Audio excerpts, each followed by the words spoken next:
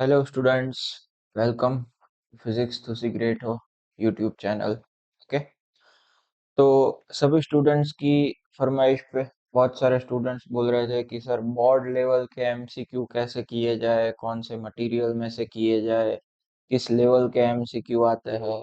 तो इन्हीं सारी रिक्वेस्ट को ध्यान में रखते हुए हमने ये पूरा एनसीईआरटी गुजरात बोर्ड का जो एग्जामिनेशन होता है, तो ये बोर्ड लेवल के एमसीक्यू का पूरा सीरीज हमने चालू किया है स्टैंडर्ड 12th के फिजिक्स के चैप्टर नंबर 1 से। ठीक है, आगे ही आगे ऐसे हर एक चैप्टर के एक एक लेक्चर हम अपलोड करते जाएंगे, जिसमें 50 to 60 या 60 to 70 on an average 70 to 80 questions होंगे, जो कि कंप्लीटली आपको बोर्ड लेवल का क्या है कि भाई आंसरिंग देंगे कि किस लेवल का एमसीक्यू बोर्ड में आता है। ये जो लेक्चर हम बना रहे हैं वो इंग्लिश मीडियम स्टूडेंट के लिए, हिंदी मीडियम स्टूडेंट्स के लिए, और जहां तक बात है गुजराती मीडियम स्टूडेंट्स की, तो अगर बायोलॉजी या केमिस्ट्री होता तो कुछ कुछ वर्डिंग्स आपको समझ में नहीं आते, बट अगर आप इंग्लिश मीडियम के ये फिजिक्स के लेक्चर के हमारे जो कंसेप्ट स्टडी करवाता है, वो भी अगर गुजराती मीडियम के स्टूडेंट्स देखते हैं, तो हमने इसी तरीके से बनाया है कि जब भी हम सॉल्व करवाए तो गुजराती मीडियम के स्टूडेंट्स के माइंड में भी क्लिक तो हो ही जाए कि भाई हाँ, ये क्वेश्चन ये कहना चाहता है और इसका सॉल्यूशन का मेथड ये होता है। ठीक है, साथ ही साथ सभी स्टूडेंट्स को मैं बता देता हूँ कि भाई हमारे यहाँ पे न्यू ईयर एडमिशन के रिलेटेड जो भी 11th स्टैंडर्ड के बैचेस है वो स्टार्ट हो गए हैं, 10th स्टैंडर्ड के बैचेस भी स्टार्ट हो गए हैं, 11th स्टैंडर्ड का आइंस्टाइन बैच स्टार्ट हो चुका है, जो 11th 12th फुल ईयर का कोर्स रहता है ऑफलाइन सेंटर पे। फिर स्टैंडर्ड 10th का जो होमी भाभा बैच है वो भी स्टार्ट हो गया है। ठीक है, जिसमें मैथ्स और साइंस दोनों सब्जेक्ट के विथ प्रैक्टिकल लैब टीचिंग आपको मिल जाता है। फिर जो स्टूडेंट्स हमारे वहाँ पे सेंटर पे खाली बोर्ड की एग्जाम के लिए प्रैक्टिकल करना चाहते हैं, तो हमारे वहाँ पे लैब भी अवेलेबल है, फिजिक्स केमिस्ट्री बायोलॉजी के तीनों के प्रैक्टिकल होते हैं। प्रकाश के सेंटर से कोई कर रहा है या तो कोई अहमदाबाद है और प्रैक्टिकल के लिए सुरेंद्र नगर में ढूंढ रहा है कि कहाँ पे प्रैक्टिकल किए जाए अच्छे से, personally individually with practical board exam की मेंटालिटी के साथ कि भाई लास्ट में एग्जाम भी हम लोग बोर्ड पैटर्न से कंडक्ट करते हैं। ठीक है, सबसे इम्पोर्टेंट बात यह है कि जो जो स्टूडेंट्स हमारे वहाँ पे प्रैक्टिकल की बैच में एनरोल करते हैं, तो हम उन सभी स्टूडेंट्स को जब हमारा लास्ट 2 मंथ नीट का क्रैश कोर्स होता है या तो गुजकेट का 1 मंथ 15 डेज का क्रैश कोर्स होता है, तो उनमें हम क्या है कि ऐसे स्टूडेंट्स को जो हमारे साथ प्रैक्टिकल बैच में कनेक्ट हुए थे उनको हम फीस में 15% डिस्काउंट ऑफर करते हैं। ठीक है, तो ये सारे मैंने बैचेस के रिलेटेड आइडिया दे दिए। ठीक है, अगर आपको इनमें से कोई भी बैच में ज्वाइंट होना है तो आप ये वाले नंबर पे कॉल करके आपका रजिस्ट्रेशन या तो एडमिशन कंफर्म करवा सकते हैं। दूसरी बात, प्रैक्टिकल के अलावा हमारे सारे बैचेस ऑफलाइन एंड ऑनलाइन दोनों प्लेटफॉर्म पे चलते हैं। ठीक है, तो कोई स्टूडेंट अगर सुरेंद्र नगर में नहीं है, बाहर है, तो उसको अगर ऑनलाइन ज्वाइंट होना है तो वो ऑप्शन भी हम लोग अवेलेबल करवाते हैं। ठीक है स्टूडेंट्स, चलिए, और अगर आपको ऐसी कोई भी ज्यादा से ज्यादा आगे अगर रिक्वायरमेंट रहती है तो आप वीडियो के कमेंट सेक्शन में कमेंट कीजिएगा। आगे आपको कौन कौन से लेक्चर्स की रिक्वायरमेंट है, फिजिक्स के, केमिस्ट्री के, बायो के, क्वेश्चन प्रैक्टिस की रिक्वायरमेंट है, नीट के रिलेटेड रिक्वायरमेंट है, आते जाएंगे। हम हमारे तरफ से सारी सीरीज को बनाने की जल्द से जल्द ट्राई कर रहे हैं। ठीक है, फिर भी आप लोगों के लिए हम 24/7 अवेलेबल है। सुरेंद्र नगर के अंदर रहता कोई भी स्टूडेंट हो, चाहे मेरे पास से पढ़ा हो या ना पढ़ा हो, बेटा मैं आपको डैम श्योर करवाता हूँ कि आप मेरे से कोई भी हेल्प की आशा रखते हो तो मैं जितनी मेरे से हो सकेगा उतनी हेल्प करूंगा, चाहे आप मेरे पास पढ़े हो या ना पढ़े हो। ओके, चलिए, तो आज हमारा जो स्टार्टिंग चैप्टर है, chapter number 1, electric charges and field. ठीक है, इलेक्ट्रिक चार्जेस एंड फील्ड, उसका ये बोर्ड लेवल के एमसीक्यू सॉल्यूशन हम चालू कर रहे हैं। चलिए, क्वेश्चन नंबर 1 क्या पूछा है आपको। An electron initially at rest falls a distance of 1.5 centimetre in uniform electric field, का मैग्नीट्यूड आपको देके रखा है, इलेक्ट्रिक फील्ड का मैग्नीट्यूड दे दिया है। The time taken by electron to fall this distance, मतलब ये आप समझ लो एक इलेक्ट्रिक फील्ड हमने अप्लाई किया है, डाउनवर्ड डायरेक्शन में, पॉजिटिव टू नेगेटिव, या तो समझ लो कि भाई उल्टा है, पॉजिटिव वगैरह के हिसाब से हम रिवर्स कर देते हैं। ऐसे हमने इलेक्ट्रिक फील्ड अप्लाई किया है पॉजिटिव टू नेगेटिव। एक इलेक्ट्रॉन है जो कि opposite to the electric field direction में क्या कर रहा है भाई, फ्री फॉल कर रहा है। ठीक है, तो आपको पूछा है कि ये इलेक्ट्रॉन को नीचे पहुंचने में कितना टाइम लगेगा। देखिए भाई, अब ये इलेक्ट्रिक फील्ड जो है वो इलेक्ट्रॉन के ऊपर फोर्स लगाएगा F equal to E formula के हिसाब से, मैग्नीट्यूड। तो ये फोर्स जो होता है वो कांस्टेंट होता है, क्योंकि ये जो इलेक्ट्रिक फील्ड है वो भी कांस्टेंट है, तो इसका एक्सेलरेशन भी एक तरीके से कांस्टेंट रहता है। तो हम इधर कांस्टेंट एक्सेलरेटेड मोशन के जो फॉर्मूला था उसको हम इधर यूज कर सकते हैं। ठीक है, अब वो कांस्टेंट एक्सेलरेटेड मोशन के फॉर्मूला में एक फॉर्मूला ऐसा भी आता था कि भाई distance s is equal to ut plus 1/2 at square. ठीक है बेटा, चलो। तो फ्री फॉल जब भी होता है, तो फ्री फॉल के केस में आप सभी लोगों को पता है भाई कि भाई जो इनिशियल होता है u वो क्या होता है, जीरो होता है। तो अगर हम इनिशियल u इधर जीरो रखते हैं तो अपना फॉर्मूला क्या बन जाता है भाई, कि u की वैल्यू जीरो रखता है तो s is equal to 1/2 at square. चलो बेटा, अब हम इधर टाइम को सब्जेक्ट बना देता है तो 2s बाई ए आ जाता है, इसका स्क्वायर रूट लग जाता है। अब चलो एस तो अपने पास है बच्चों, पर ए नहीं है। ए हम फाइंड करेंगे ये फॉर्मूला के ऊपर से। मैंने आपको बोला कि एफ इज इक्वल टू क्या होता है, क्यू ई होता है। इलेक्ट्रॉन का चार्ज ई ले लेता है। हमें पता है सेकंड लॉ के ऊपर से क्या होता है, M A E is equal to E E. Electron का एक्सेलरेशन है इसलिए ए ई दिखाया। चलो E E by mass of electron हो जाएगा।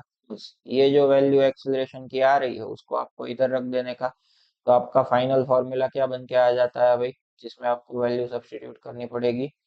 That is time to reach bottom is equal to under root, ये सारी वैल्यू अगर आप रख देता है तो जो हाइट है उसको हम एस से दिखाए या एच से दिखाए दोनों चलता है।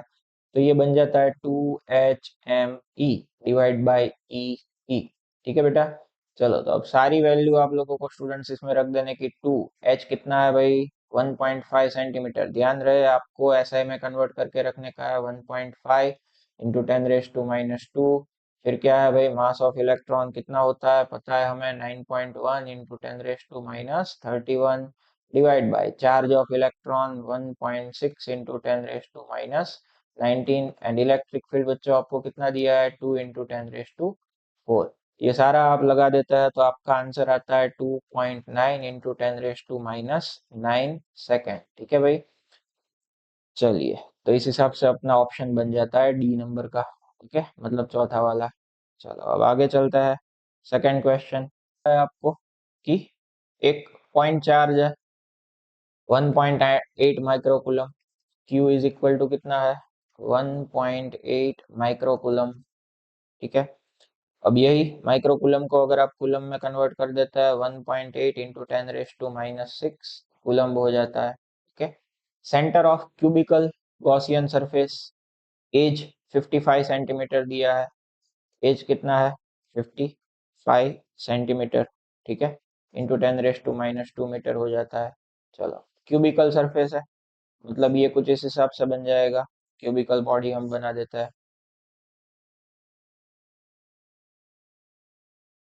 ठीक है बच्चों, चलो ये हो गया क्यूबिकल बॉडी। इसके सेंटर के ऊपर हमने क्या रखा है, एक चार्ज रखा हुआ है। तो पूछा क्या है भाई, what is the net flux through the surface. ठीक है, थ्रू द सरफेस पूछा है, थ्रू एनी वन सरफेस पूछा होता ना, एनी वन सरफेस, कोई एक सरफेस के थ्रू ही तो हम लगाते Q/6 एप्सिलॉन 0। बट ये क्या पूछा है, थ्रू द सरफेस पूछा है या तो थ्रू द क्यूब। तो इसके लिए इन अवर केस क्या लग जाएगा भाई formula, flux phi is equal to Gaussian rule के हिसाब से Q/सिंपल एप्सिलॉन 0। ओके, तो बस अब वैल्यू रख देने की, flux phi is equal to Q कितना है 1.8 इंटू 10⁻⁻6 डिवाइड बाय एप्सिलॉन की वैल्यू 8.85 इंटू 10⁻12 तो ये आप लगा देते हैं तो आपका आंसर आ जाएगा 2 × 10⁵ newton metre square coulomb inverse. ठीक है,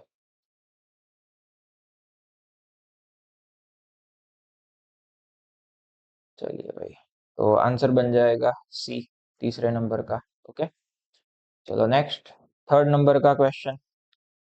चलो भाई, क्या पूछा है अब आपको? क्वेश्चन कुछ ऐसा है, two identical metal sphere of charge +12 microfarad and -8 microfarad, okay, are kept at a distance in air.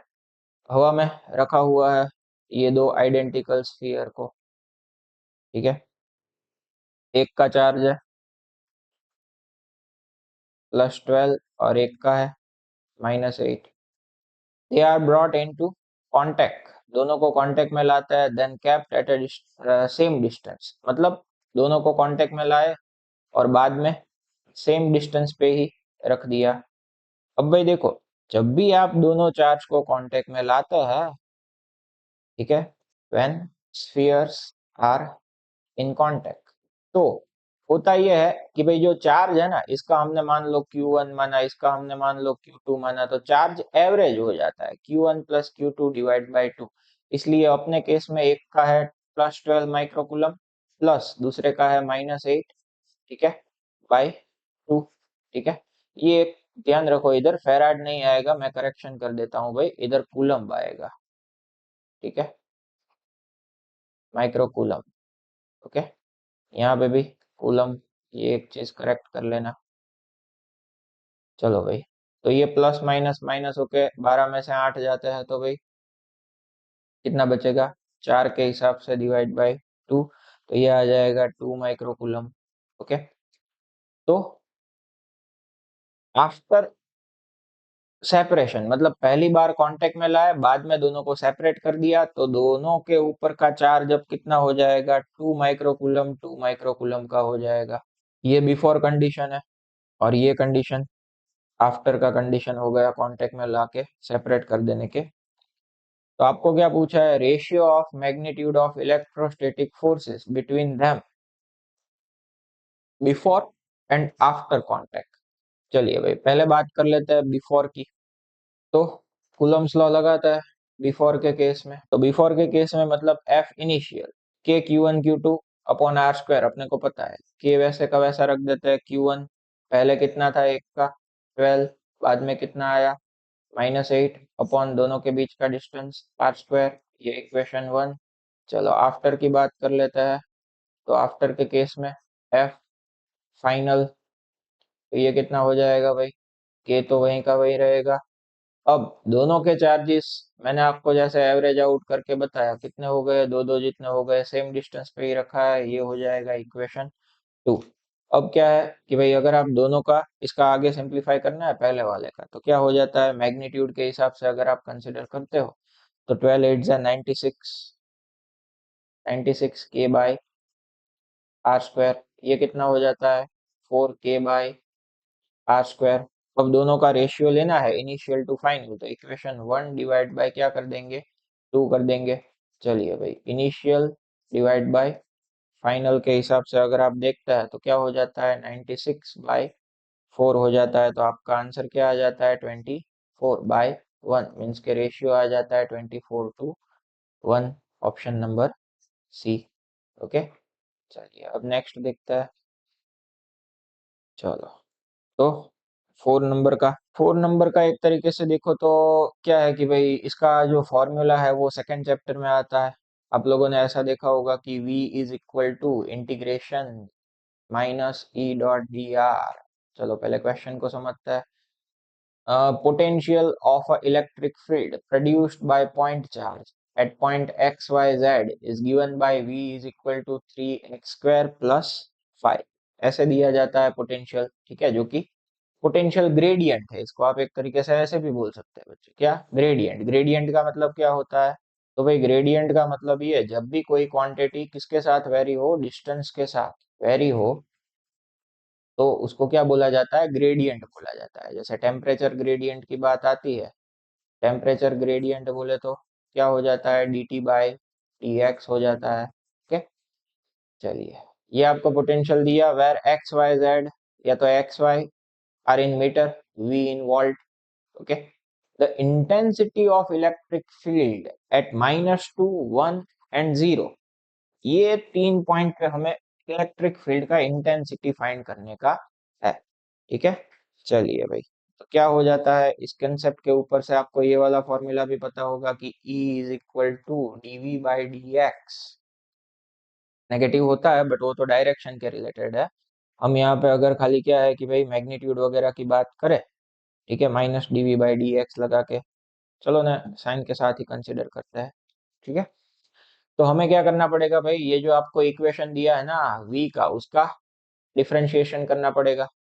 ठीक है, चलिए भाई, v का इक्वेशन क्या देके रखा हुआ है आपको, v is equal to 3x² plus 5। चलो भाई, इलेक्ट्रिक फील्ड फाइंड करने का है, dv by D X, negative sine के साथ, differentiation minus D by D X, सारे स्टेप्स हम दिखा रहे हैं, कोई जल्दी नहीं। 3x² प्लस 5, चलो भाई डिफरेंशिएशन के हिसाब से क्या हो जाएगा, माइनस तो वैसे का वैसा, ये आ गया 2, आगे आ जाएगा 3 2 जा 6x, साथ में प्लस 5 तो क्या है, कांस्टेंट है, तो उसका क्या हो जाएगा 0, मतलब ये कितना आया, -6x, जितना आया इलेक्ट्रिक फील्ड E। अब हमें कहाँ पे देखने का है भाई, यहाँ पे तो इक्वेशन में खाली x कोऑर्डिनेट ही आ रहा है, इसका मतलब ये हुआ कि भाई इलेक्ट्रिक फील्ड खाली कहाँ पे एग्जिस्ट कर रहा होगा, x डायरेक्शन के अलोंग में ही एग्जिस्ट कर रहा होगा, भले आपको y z कोऑर्डिनेट दिए हो ना दिए हो, हमें खाली कंसिडर करने का इसका ही केस। ठीक है, चलिए भाई, तो जैसा कि मैंने बोला गया था कि भाई आप यहाँ पे मैग्नीट्यूड कंसिडर करके ही चलो, तो इसीलिए हम यहाँ पे, क्योंकि फाइनल आंसर आप लोगों का है ना, फाइनल आंसर आप लोगों का ये वाला -12 आ रहा है। ठीक है, चलिए भाई, तो जैसा कि हमने बोला था मैग्नीट्यूड के हिसाब से चलते हैं, तो क्या हो जाता है, 6x कितना दिया है, -2 दिया है, तो आपका आंसर क्या बन जाता है, -12 वोल्ट पर मीटर, ऐसे होता है। ठीक है, तो ये formula v equal to E dot D R के ऊपर से ये वाला MCQ था। चलिए अब आगे चलते हैं, 5, चलो क्या है भाई, 5th नंबर के क्वेश्चन में देखते हैं, two protons A and B दिख रहे हैं आपको डायग्राम के अंदर, ए वाला और ये बी वाला, placed in space between plates of parallel plate capacitor, लगेगा कैपेसिटर आया सेकंड चैप्टर का क्वेश्चन, पर ऐसा नहीं है, समझो शांति से, charge up to V volt तक उसको चार्ज किया है, तो दोनों प्रोटॉन के ऊपर फोर्स जो है F कितना लग रहा होगा। देखो भाई, अब ये पैरेलल प्लेट आपको बोला गया है कैपेसिटर, जो कि यूनिफॉर्मली चार्ज है, तो यूनिफॉर्मली चार्ज है तो अंदर की साइड जो भी इलेक्ट्रिक फील्ड होगा, ये इलेक्ट्रिक फील्ड भी कैसा होगा, एकदम यूनिफॉर्म ही होगा।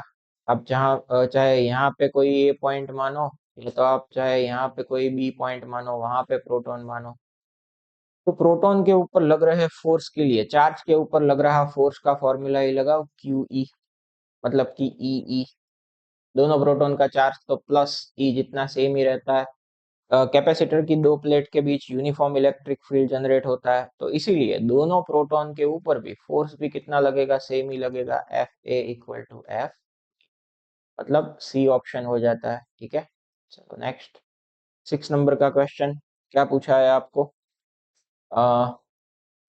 The force of interaction of between two charges, Q1 6 माइक्रोकूलम्ब है, Q2 2 माइक्रोकूलम्ब है, थोड़ा वाटर मार्क है इसलिए क्वेश्चन आपको थोड़ा लाइट दिख रहा होगा। ठीक है, बोलता जा रहा हूं मैं फिर भी, Q1 आपको कितना दिया है, 6 माइक्रोकूलम्ब दिया है। ठीक है, आपको Q2 कितना दिया है भाई, आपको Q2 दिया है 2 माइक्रोकूलम्ब।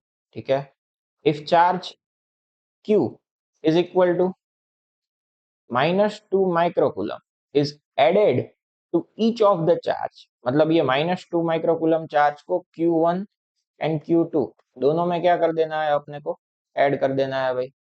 ठीक है, तो नया फोर्स क्या होगा, अभी के लिए इनका फोर्स अगर F है, तो ऐड करने के बाद क्या होता है भाई, देख लेते हैं, आफ्टर एडिंग नए चार्ज Q1 डैश और Q2 डैश कितने आ जाएंगे भाई, तो देखो ये 6 था, उसमें प्लस माइनस माइनस 2 ऐड किया हमने, तो ये कितना हो गया, 4 माइक्रोकूलम हो गया। अगेन ये जो टू जितना था उसमें प्लस माइनस माइनस टू जितना ऐड कर दिया तो ये हो गया 0 माइक्रो कूलम। तो वही बेसिक सी बात है, अगर नया वाला फोर्स हम देखें कि एफ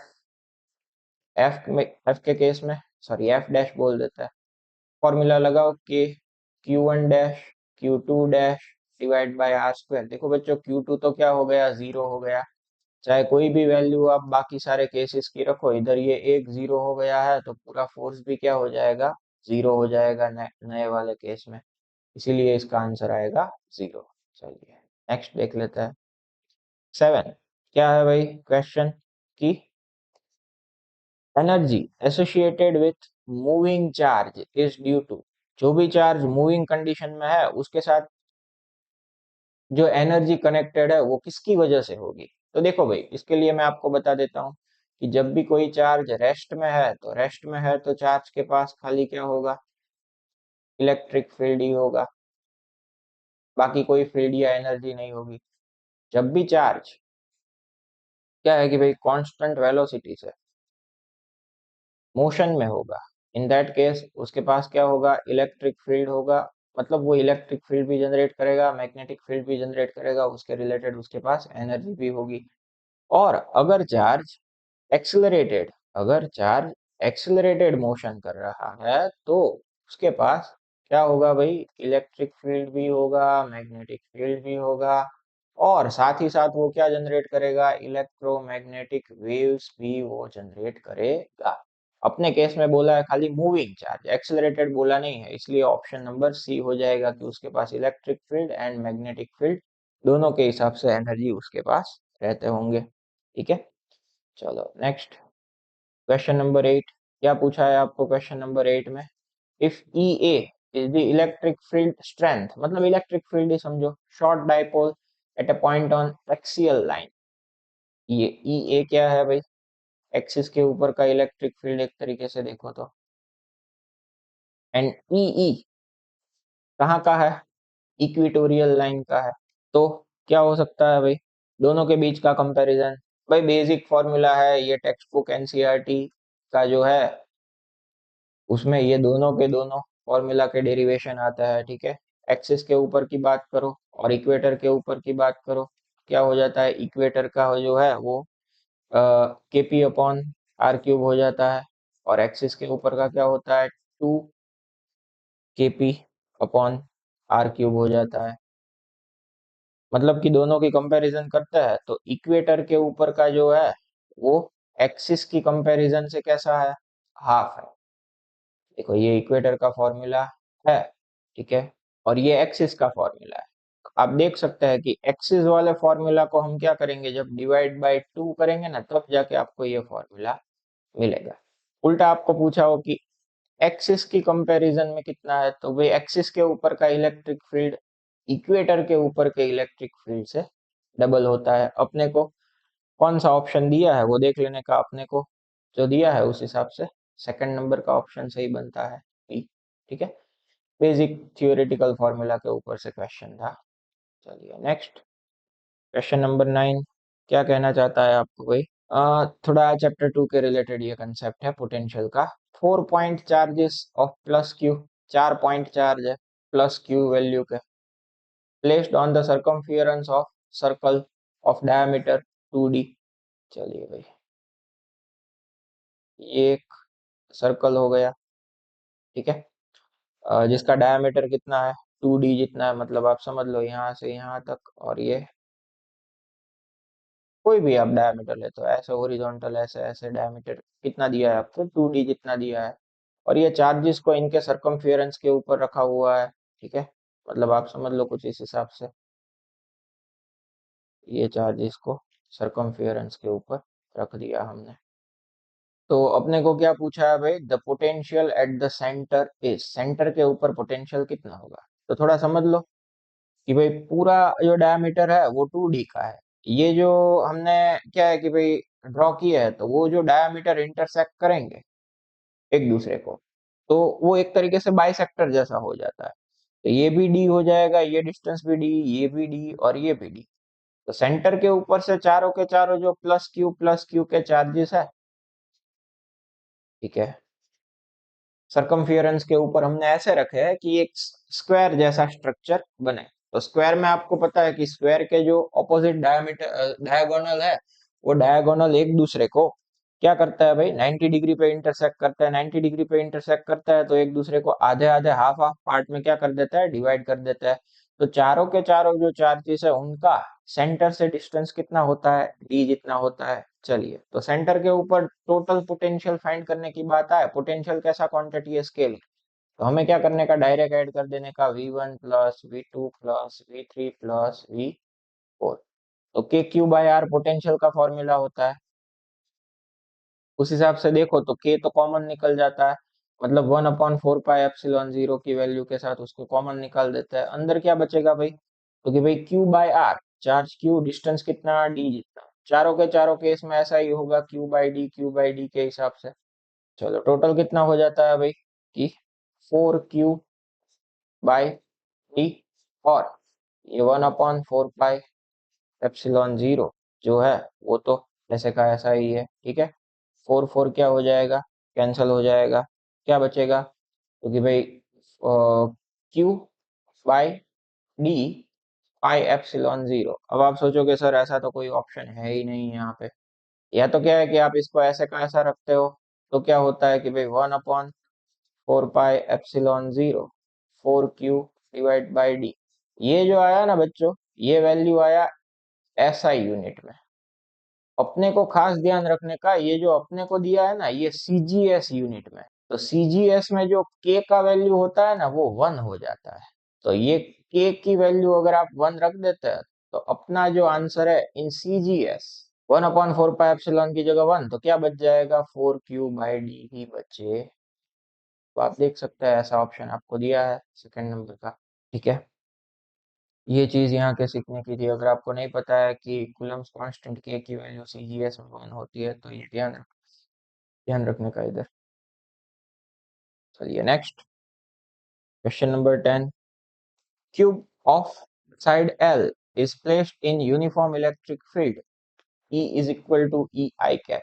चलो भाई, क्या बोला है कि भाई एक क्यूब है, L जितना साइड है, उसको इलेक्ट्रिक फील्ड E जो कि है E इक्वल टू, सॉरी, हाँ, E equal to EI cap, ऐसे में रख दिया है। चलो भाई, तो हमने ये इलेक्ट्रिक फील्ड ड्रॉ कर दिया है,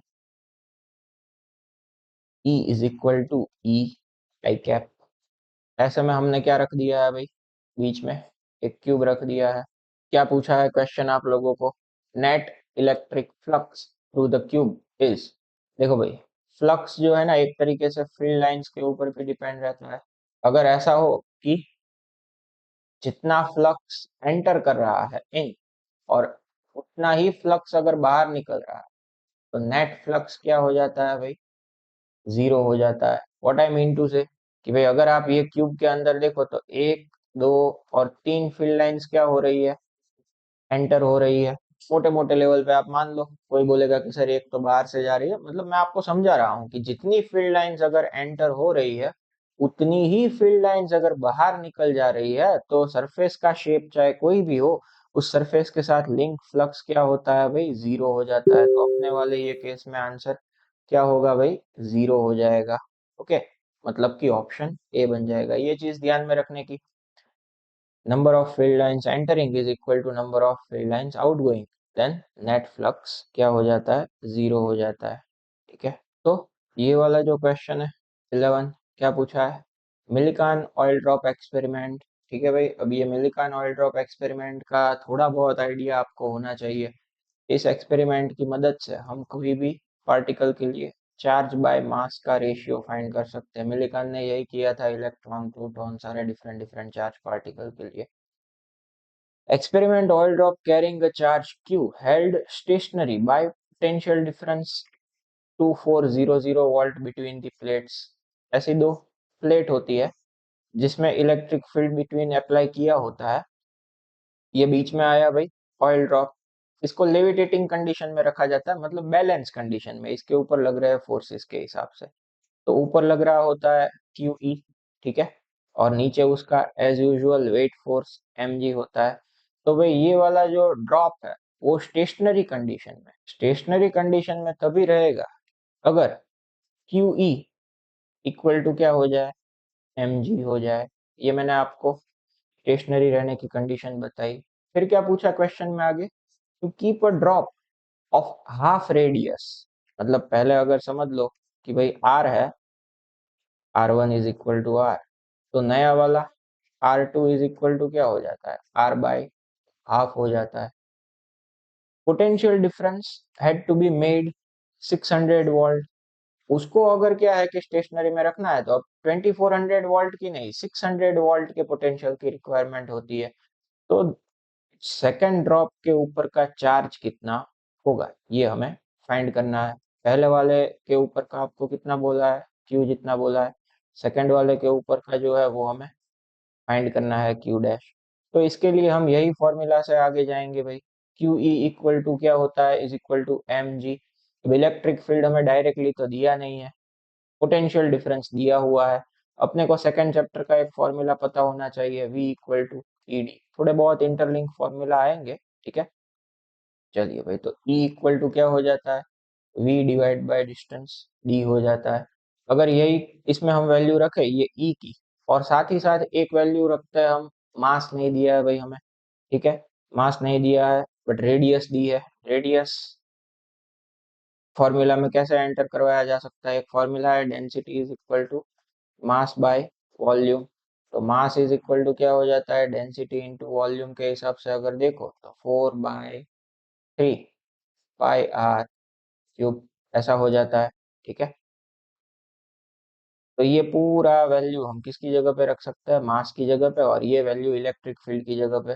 क्या हो जाता है formula, Q E equal to potential का v डिवाइड बाय डी, ध्यान रहे भाई ये पोटेंशियल का है वॉल्यूम का नहीं है, is equal to M G में m की जगह रख दो, डेंसिटी इंटू वॉल्यूम, बोले तो 4/3 पाई आर क्यूब इंटू जी तो है ही, ठीक है। अब हमें नया वाला चार्ज कितना होगा वो फाइंड करना है। तो इधर से ये वाले फॉर्मूला में से आप किसको सब्जेक्ट बनाओ, चार्ज को सब्जेक्ट बनाओ, तो सारी वैल्यू उधर चली जाती है, बाकी की डी ऊपर चला जाएगा, D rho 4/3 pi R cube into G divide by क्या हो जाएगा, वी हो जाएगा। तो अब हम बोल सकते हैं हमारे पास क्वेश्चन के डेटा के ऊपर से वेरिएबल कितने हैं, एक रेडियस है और एक पोटेंशियल डिफरेंस है, तो बोला जा सकता है कि charge that is directly proportional to radius and volume. Radius का क्या है भाई, क्यूब है। बस अब तो बात सिंपल हो गई, रेशियो ले लो, Q1/Q2 इज इक्वल टू क्या हो जाएगा भाई, कि R1/R2 का cube multiply by inverse proportion to V है ना, इसलिए वी के केस में हो जाएगा V2/V1, ठीक है। सारी वैल्यू अगर आप रख देते हैं ये वाले फॉर्मूला के अंदर, तो Q1 कितना दिया था, Q जितना दिया था, Q2 कितना है वो हमें फाइंड करने का है, इज इक्वल टू पहला वाला रेडियस R है, बाकी का जो है वो कितना हो गया, R/2 हो गया, वो R/2 का क्यूब होके ऊपर चला जाएगा जो कि 8 ऐसे बन जाएगा। चलो भाई, V2 कितना दिया था, 600 बोला था, और पहला वाला V1 कितना था, 2400 था, 0 0 कट हो जाएगा, R कट हो जाएगा। तो यहाँ से Q2 इज इक्वल टू क्या बोला जा सकता है, 24 मल्टीप्लाई बाय Q, और ये 6 और 8 नीचे आ जाएंगे, 8 × 6, ठीक है। तो इस हिसाब से अगर आप लगा देते हैं तो क्या हो जाता है भाई, ये 8 6 48 हो जाएगा, ऊपर 24, तो ये आ गया Q/2, ठीक है। सेकेंड ड्रॉप का चार्ज कितना होगा, ऑप्शन बी बन जाता है अपना, ठीक है। चलिए अब नेक्स्ट क्वेश्चन देखते हैं, क्वेश्चन नंबर 12। क्या है भाई, electric intensity due to dipole of length 10 centimetre. देखो शॉर्ट डाइपोल है, ये मैंने क्यों बोला ना वो आपको थोड़ी देर में पता चलेगा।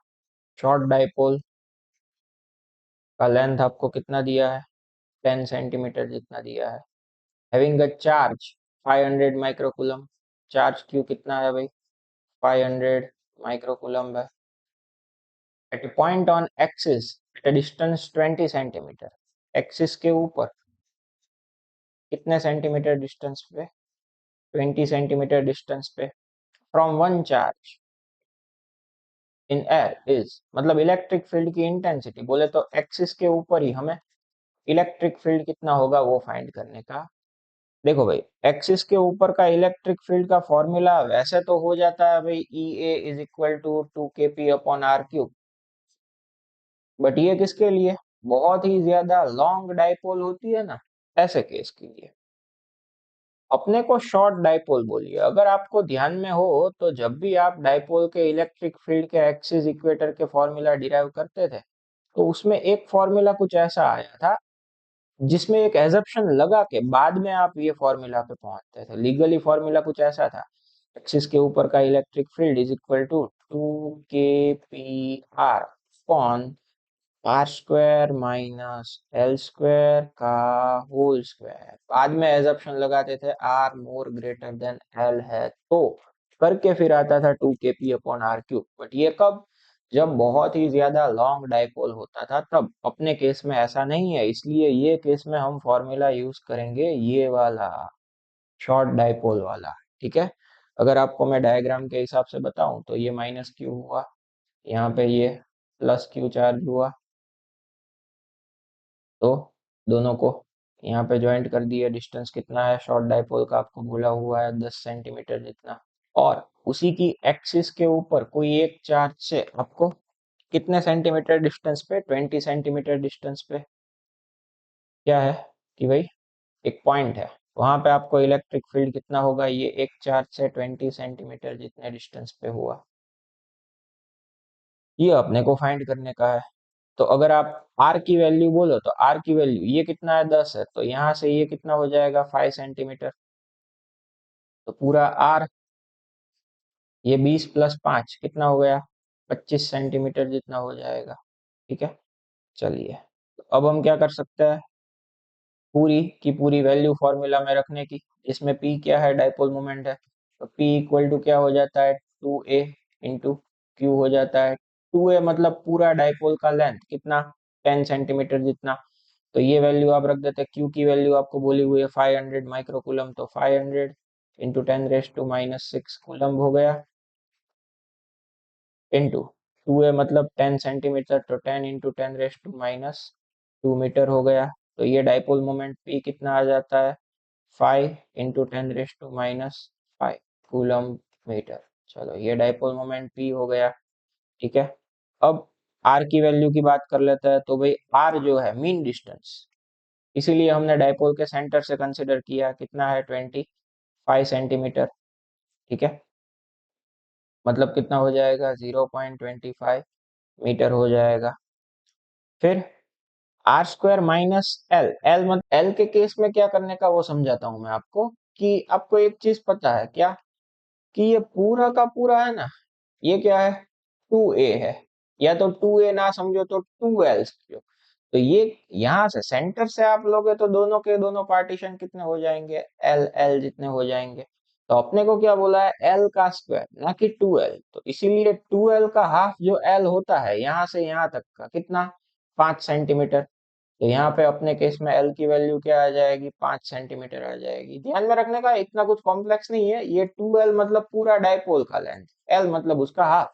अपने को 2l दिया था 10 सेंटीमीटर जितना, एल कितना हो जाएगा, 5 सेंटीमीटर जितना हो जाएगा। अब पूरी वैल्यू फॉर्मूला में रखे, ई ए इज इक्वल टू, के की वैल्यू कितनी, 9 into 10⁻⁹ multiply by 2 multiply by dipole moment P कितना, 5 इंटू 10⁻⁻⁵ मल्टीप्लाई बाय आर कितना, 25 सेंटीमीटर बोले तो 0.25 metre, whole divide by R square minus L square.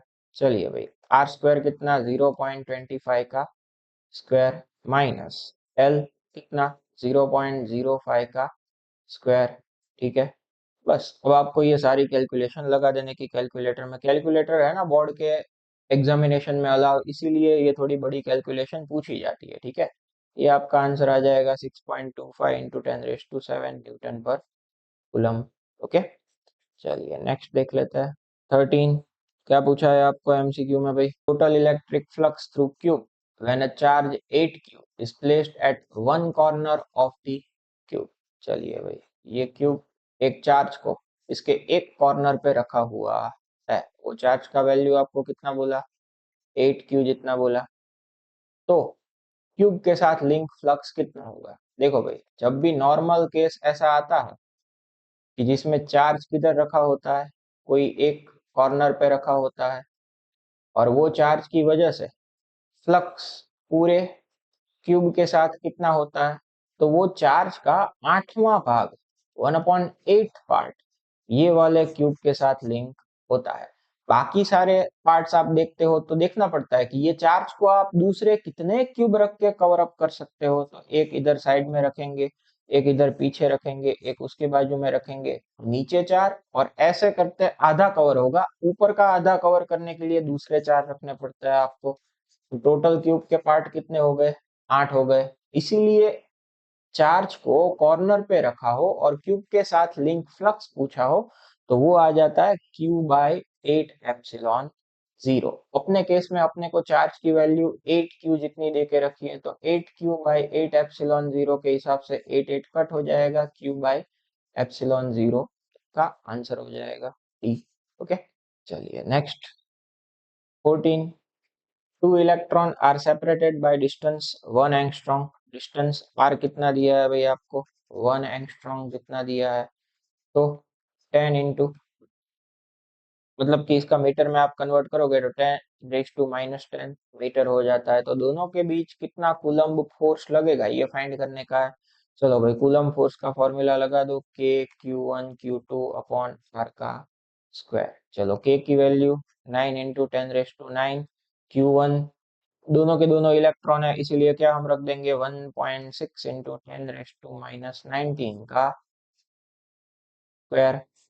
दोनों के बीच का डिस्टेंस आपको बोला हुआ है 1 एंगस्ट्रॉम, मतलब 10⁻⁻10 का स्क्वायर। ठीक है, ये कैलकुलेशन आप लगा देते हैं, आपका आंसर आ जाता है 2.3 × 10⁻⁸ न्यूटन। बेसिक सिंपल सा क्वेश्चन था भाई। ठीक है, चलो नेक्स्ट। 15, आपको भी पता है, चल जाएगा, क्या है भाई, वीडियो को पॉज करके आप चाहे तो सॉल्व करो भाई। सिंपल सा बेसिक फॉर्मूला है, torque acting on dipole moment. क्या है सर ऐसा क्वेश्चन सॉल्व करने को बोल रहे हो?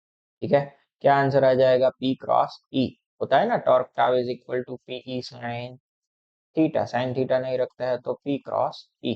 डॉट होता है तो कॉस आ जाता है, कॉस नहीं रखना है तो डॉट आ जाता है। चलो 16 वाला भी उसी के ऊपर से है। ठीक है, फॉर्मूला में वैल्यू रखने की है। क्या है भाई, डाइपोल चार्ज आपको दिया है, Q is equal to 2 × 10⁻⁶ coulomb. Distance D 0.01 metre. Calculate the maximum torque. Electric field का आपको वैल्यू दिया है कितना, 5 × 10⁵ न्यूटन पर कूलम। चलो भाई, टॉर्क का फॉर्मूला लगा दो, torque tau is equal to PE। Maximum torque बोला है ना, इसीलिए साइन थीटा में जो वैल्यू आएगी PE साइन, क्या आ जाएगा, साइन 90 आ जाएगा। साइन 90 हो जाता है 1, इसीलिए आ जाएगा ओनली PE। अब डाइपोल मोमेंट डायरेक्ट तो नहीं दिया है, तो उसका वैल्यू रखना पड़ेगा। क्या हो जाएगा भाई, Q × 2L या तो Q × 2A। चलो भाई, चार्ज आपको दिया है 2 × 10⁻⁶ मल्टीप्लाई बाय 2। डिस्टेंस बोलो या तो लेंथ बोलो, कितना है, 0.01 मल्टीप्लाई बाय इलेक्ट्रिक फील्ड कितना, 5 × 10⁻⁵ लगा दो भाई। ये आंसर आपका आ जाएगा 10 × 10⁻⁻³ newton metre. Okay, B option. चलिए, तो 17 नंबर का क्वेश्चन क्या है स्टूडेंट्स, कि हमें पूछा गया है, an electron is moving towards x-axis and electric field is along y-axis।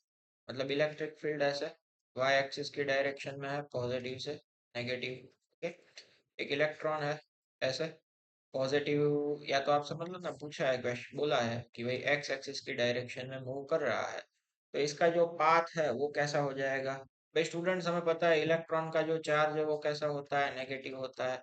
तो बोला है कि इलेक्ट्रिक फील्ड वाई डायरेक्शन में है, मतलब कि ये जो इलेक्ट्रिक फील्ड है वो पॉजिटिव से नेगेटिव ऊपर की डायरेक्शन में है। तो इलेक्ट्रॉन का चार्ज नेगेटिव होने की वजह से वो क्या हो जाएगा, ऐसे डेविएट हो जाएगा, या तो एक तरीके से बोले तो डाउनवर्ड डायरेक्शन में क्या हो जाएगा, अट्रैक्ट हो जाएगा। जिस वजह से ये जो पाथ है वो कैसा हो जाता है भाई, पैराबोला टाइप का हो जाता है। ठीक है, इलिप्टिकल वगैरह, नन ऑफ दिस वगैरह कोई आंसर नहीं बनता है, इसका आंसर क्या हो जाता है भाई, पैराबोला हो जाता है। ओके, क्योंकि मैंने आपको पूरा जो मेथड समझाया उस हिसाब से कि इलेक्ट्रिक फील्ड पॉजिटिव से नेगेटिव ऊपर की डायरेक्शन में है, इलेक्ट्रॉन का खुद का चार्ज नेगेटिव है, तो वो क्या होगा भाई, ऐसे नीचे की साइड डेविएट हो जाएगा। ठीक है, चलिए 18 नंबर का क्वेश्चन क्या है, फ्लक्स के रिलेटेड है।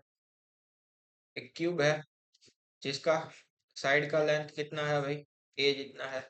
ये एक क्यूब हो गया, पॉइंट चार्ज रखा हुआ है एट वन कॉर्नर, ये एक कॉर्नर पे पॉइंट चार्ज रखा हुआ है ऐसे ही। ठीक है, तो पूछा है भाई कि flux through the cube, flux through the cube कितना होगा। ठीक है, तो आपको समझना पड़ेगा स्टूडेंट्स थोड़ी सिमेट्री के ऊपर से कि भाई ये कॉर्नर पे जब भी चार्ज रखा है तो पूरे क्यूब में से फ्लक्स जब भी आपको कैलकुलेट करने का पूछा हो, सोचना ऐसे पड़ता है गॉस लॉ लगा के कि ये चार्ज का एक कितना पार्ट ये क्यूब के साथ लिंक हो रहा होगा। ठीक है, तो दूसरे तरीके से आप ऐसा भी बोल सकते हो कि थोड़ा पार्ट ये क्यूब के साथ होगा, बाकी का पार्ट ये क्या होगा, चार्ज का ओपन होगा। तो उसको आपको कवर करने के लिए दूसरे कितने क्यूब उसके आसपास रखने पड़ते हैं। जैसे कि चार नीचे रखा, तब जाके आधा चार्ज कवर हुआ, स्फेरिकल सिमेट्री मानता है, तो ऊपर हमने रखे दूसरे चार।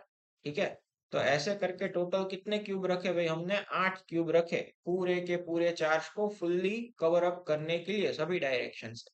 तो एक क्यूब में से उसका कितना पार्ट आएगा भाई, 8वां पार्ट आएगा। तो इसीलिए जो फ्लक्स है गॉस लॉ के ऊपर से Q inside upon epsilon zero में क्या हो जाता है, क्यू बाय 8 एप्सिलॉन जीरो हो जाता है। ठीक है, सेकेंड वाला ऑप्शन। चलिए अब आगे 19 नंबर का क्वेश्चन क्या पूछा हुआ है आपको, एन इलेक्ट्रॉन हैविंग चार्ज ई, एक इलेक्ट्रॉन उसका चार्ज कितना है भाई, ई जितना है, मास कितना है, तो वही मास है एम जितना, moving in a uniform electric field, uniform electric field में वो क्या कर रहा है भाई, मोशन कर रहा है। तो उसका एक्सेलरेशन कितना होगा ये बच्चों हमें फाइंड करना है। देखो भाई जब भी हम चार्ज को इलेक्ट्रिक फील्ड के अंदर रखते हैं तो उसके ऊपर क्या लगता है भाई, उसके ऊपर इलेक्ट्रिक फोर्स लगता है। कौन से फॉर्मूला से फाइंड किया जाता है, F is equal to Q E formula से फाइंड किया जाता है, इलेक्ट्रॉन है इसीलिए ई ई बोल देते हैं। सेकेंड लॉ के ऊपर से हमें पता है क्या हो जाएगा, एम ए, तो एक्सेलरेशन कितना हो जाता है भाई, ई ई बाय एम हो जाता है। तो इस हिसाब से अगर आप देखेंगे तो कौन सा ऑप्शन बन जाता है, सी नंबर का ऑप्शन अपना आंसर हो जाएगा। चलो नेक्स्ट 20 नंबर का क्वेश्चन क्या कहता है भाई, दो charge equal magnitude at distance R पे रखते हैं तो उनके बीच जो फोर्स लगता है वो कितना है, एफ जितना है। चलिए भाई ये दो चार्ज है इक्वल मैग्नीट्यूड के, हमने कितने डिस्टेंस पे रखा है, क्वेश्चन में बोला है आर जितने डिस्टेंस पे। ठीक है, तब दोनों के बीच जो फोर्स लगता है वो फोर्स कितना है, एफ जितना है।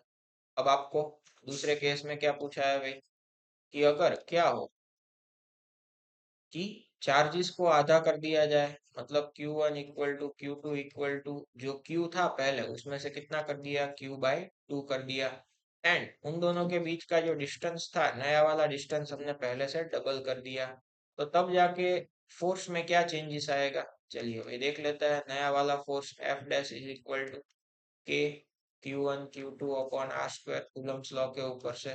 तो के Q1 Q2 क्या हो गए भाई, Q बाई टू क्या हो जाएगा, Q स्क्वायर बाय 4, वो 4 नीचे आ जाएगा, मल्टीप्लाई बाय आर का स्क्वायर कितना है, 2r का स्क्वायर हो जाएगा 4r का स्क्वायर। तो ये क्या आया, 1/16 K Q square upon R square. तो बच्चों यहाँ पे ये K Q square by R square है वो तो क्या हुआ, इनिशियल जो कि एफ जितना था वो हुआ।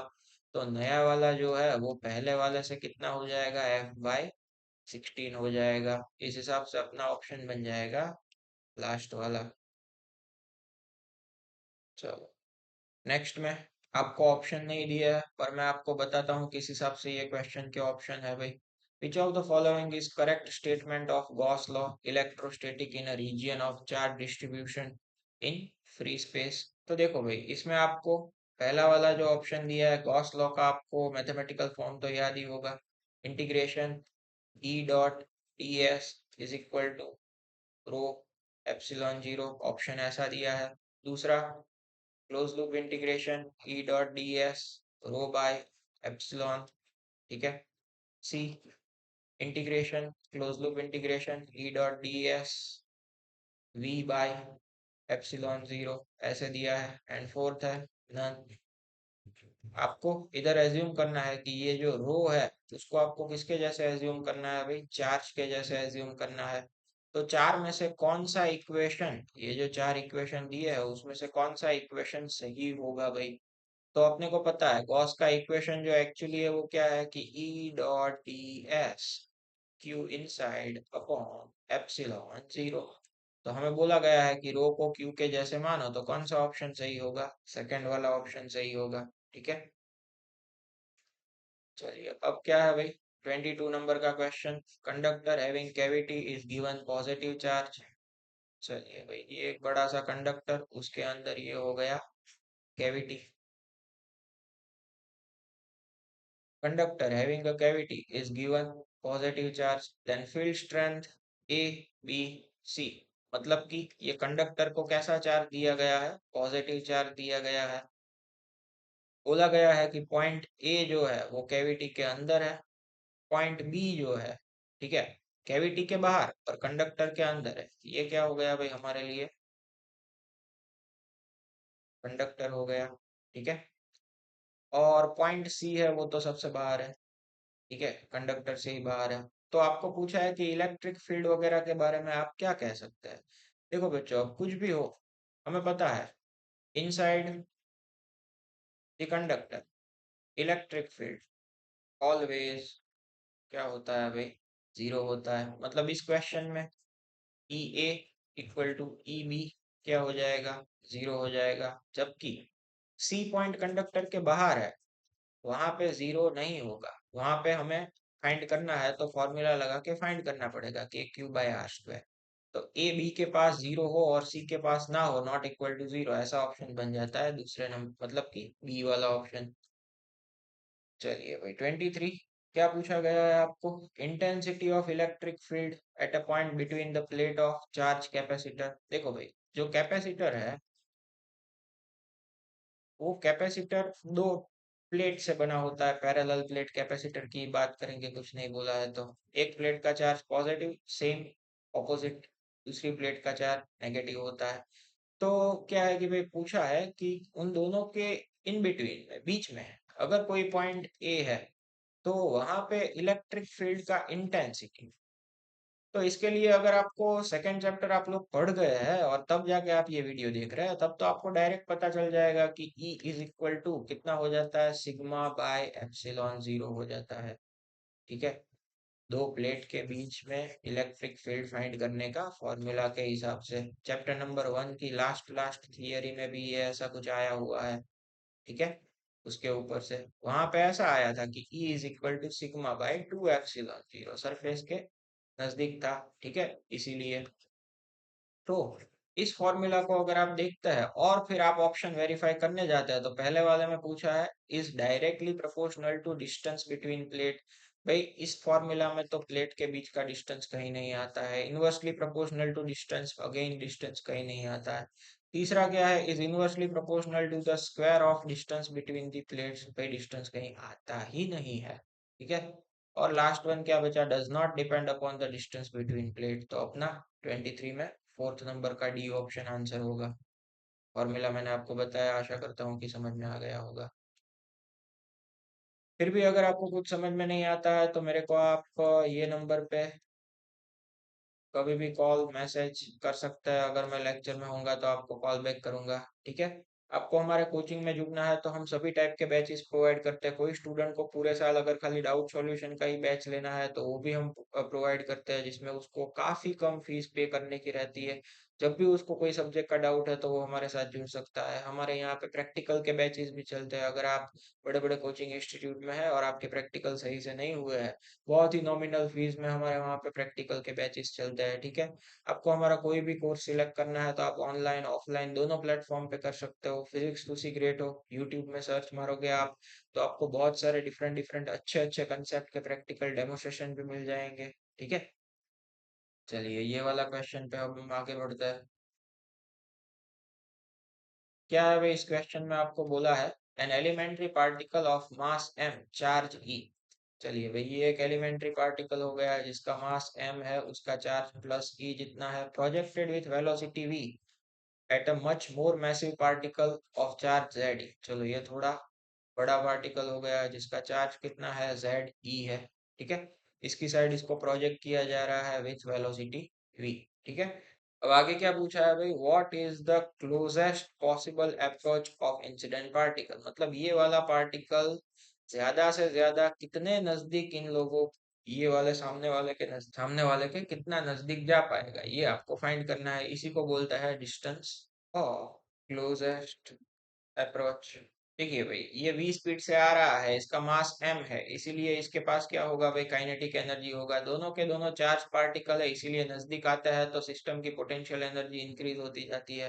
कहाँ से इंक्रीज होगी, as per conservation of energy kinetic decrease हो गए उतनी ही इंक्रीज होगी पोटेंशियल में। चलिए भाई, इक्वेट कर देता है, 1/2 mv² जितना काइनेटिक एनर्जी, पोटेंशियल एनर्जी आपको पता होना चाहिए, फॉर्मूला क्या हो जाता है, 1/4πε0 Q1 Q2 अपॉन R। एक Q1 कितना है, जेड ई जितना है। ठीक है, और दूसरा चार्ज कितना है भाई, प्लस ई जितना है अपॉन आर। चलो, अब अपने को आर को सब्जेक्ट बनाना है, इधर से टू टू जा क्या हो जाएगा, फोर हो जाएगा। तो अगर हम आर को सब्जेक्ट बनाता है तो क्या हो जाता है, R is equal to ZE² upon 2πε0। ये mv² इधर नीचे डिनोमिनेटर में आ जाएगा। ठीक है, तो इस हिसाब से अगर आप देखते हैं तो पहले नंबर का ऑप्शन ए अपना आंसर हो जाएगा। चलो, 25 में क्या कहा है भाई क्वेश्चन में, comb run through a one's dry hair attracts small bits of paper, this is due to, मतलब आपको ऐसा बोला है कि ये एक कॉम्ब है, इसको ड्राई हेयर में रब करते हैं, तो ड्राई हेयर में रब करने की वजह से ये क्या हो जाएगा भाई, चार्ज हो जाएगा। क्यों, फ्रिक्शनल इलेक्ट्रिसिटी।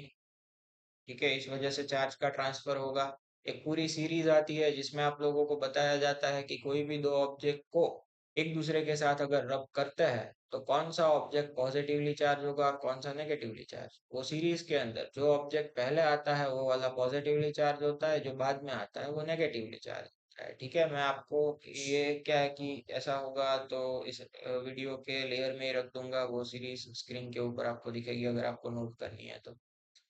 चलिए, अब ये हिसाब से अगर हम देखें तो ये एक पीस ऑफ पेपर है, तो भाई पेपर के पीस के अंदर भी क्या होता है, atom is electrically neutral, paper भी कोई ना कोई एटम से तो बना ही होता है।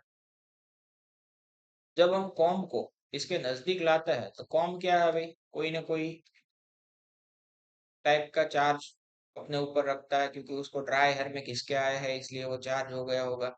जैसे ही आप कॉम्ब को नजदीक लाते हैं तो ये पेपर के अंदर के जो भी एटम्स वगैरह होता है वो कॉम पॉजिटिव है तो उनकी साइड उनके कौन से चार्ज आ जाता है भाई, नेगेटिव आ जाता है, दूसरी साइड क्या हो जाता है भाई, पॉजिटिव रह जाता है।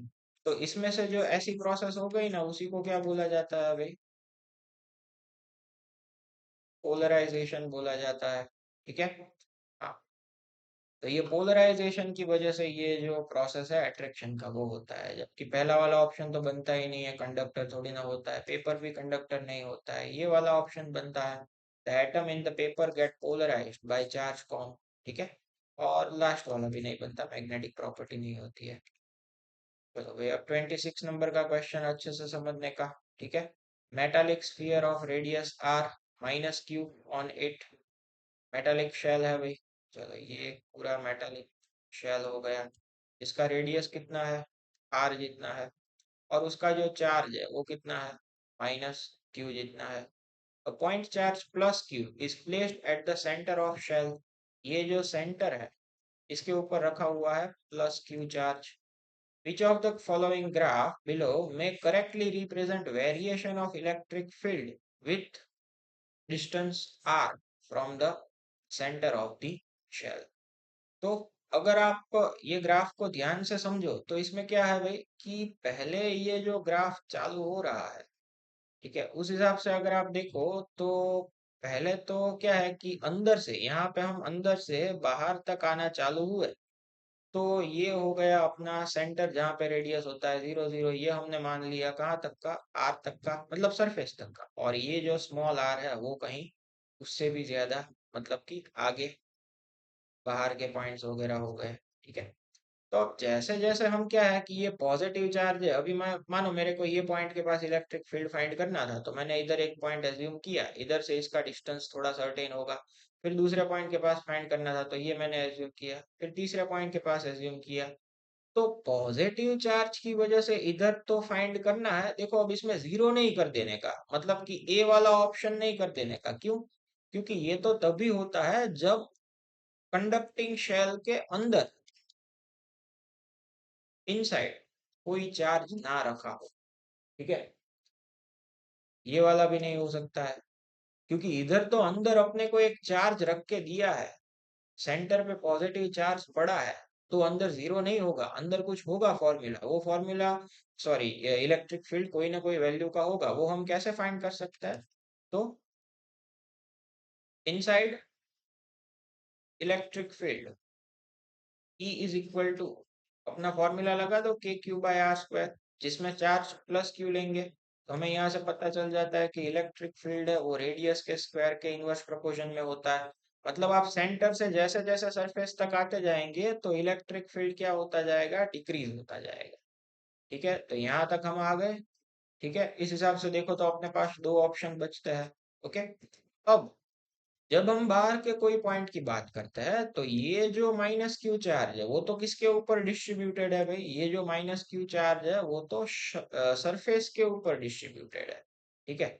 अगर आप बाहर कोई पॉइंट फाइंड करते हैं और उसके रिलेटेड आपको इलेक्ट्रिक फील्ड फाइंड करना है, और आपने कोई ऐसा सरफेस एज्यूम किया, क्लोज सरफेस, ठीक है, और गॉस लॉ लगाते हैं, तो क्लोज सरफेस के अंदर, ये क्लोज सरफेस के अंदर नेट चार्ज तो क्या हो गया, plus Q, and minus Q zero हो गया। तो इस हिसाब से बाहर की डायरेक्शन में तो कोई भी इलेक्ट्रिक फील्ड होगा ही नहीं, इसीलिए बाहर यहाँ पे कोई भी टाइप का ग्राफ प्लॉट करने का कोई सवाल ही नहीं रहता है। ठीक है। तो ये थोड़ा अच्छा खासा कंसेप्चुअल क्वेश्चन था, किस हिसाब से ऐसा है, तो एक और बार रिवाइंड करके देख लेना जो मैंने आपको समझाया हो। अपना ऑप्शन कौन सा हो जाएगा भाई? सी नंबर का हो जाएगा।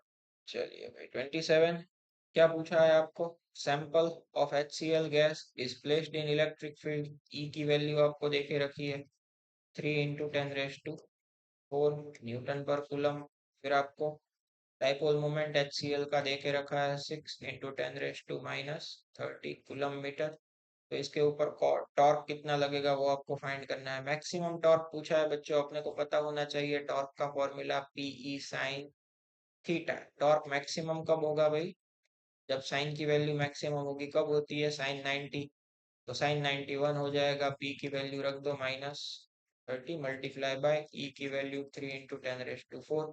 जो आएगा वो आपका आंसर, आपका आंसर हो जाएगा सी। ठीक है। चलो नेक्स्ट, 28 नंबर का क्या पूछा है आपको भाई? कि पार्टिकल का मास आपको दिया है, mass of particle m is equal to 2 × 10⁻⁵ kilogram. Particle का चार्ज कितना दिया है आपको? 4 × 10⁻³ कूलम दिया है। स्टार्टिंग फ्रॉम रेस्ट, इसलिए इसका इनिशियल वेलोसिटी क्या हो जाता है? जीरो। इलेक्ट्रिक फील्ड में मूव कर रहा है, उसका वैल्यू आपको दिया है 5 वोल्ट पर मीटर। तो उसकी काइनेटिक एनर्जी कितनी होगी, कब? तो कि भाई वो फाइंड करनी है आफ्टर 10 सेकेंड पे कितनी होगी। ठीक है। चलिए भाई, तो आफ्टर 10 सेकेंड पे काइनेटिक एनर्जी फाइंड करनी है, तो काइनेटिक एनर्जी का पहले तो फॉर्मूला क्या होता है पता है हमें, 1/2 mv²। तो पहले तो हमें 10 सेकेंड की बाद की वेलोसिटी फाइंड करनी पड़ेगी, जिसके लिए अगर हम कांस्टेंट एक्सेलरेटेड मोशन का इक्वेशन लगाए v इज इक्वल टू, तो u तो क्या हो जाता है भाई? Initially zero. चलो अब ए में आपको पता है न्यूटन्स लॉ के ऊपर से F equal to Q E, तो A इज इक्वल टू क्या हो जाता है? क्यू ई बाय एम हो जाता है। बस यही वैल्यू को हम इधर रख देंगे, Q E by M into time, T कितना 10 सेकेंड जो कि हमें दिया हुआ है। ठीक है। चलिए अब ये सारी वैल्यू हमने रख दी, तो v is equal to, charge है भाई 4 × 10⁻³ -3 जितना। इलेक्ट्रिक फील्ड कितना है भाई?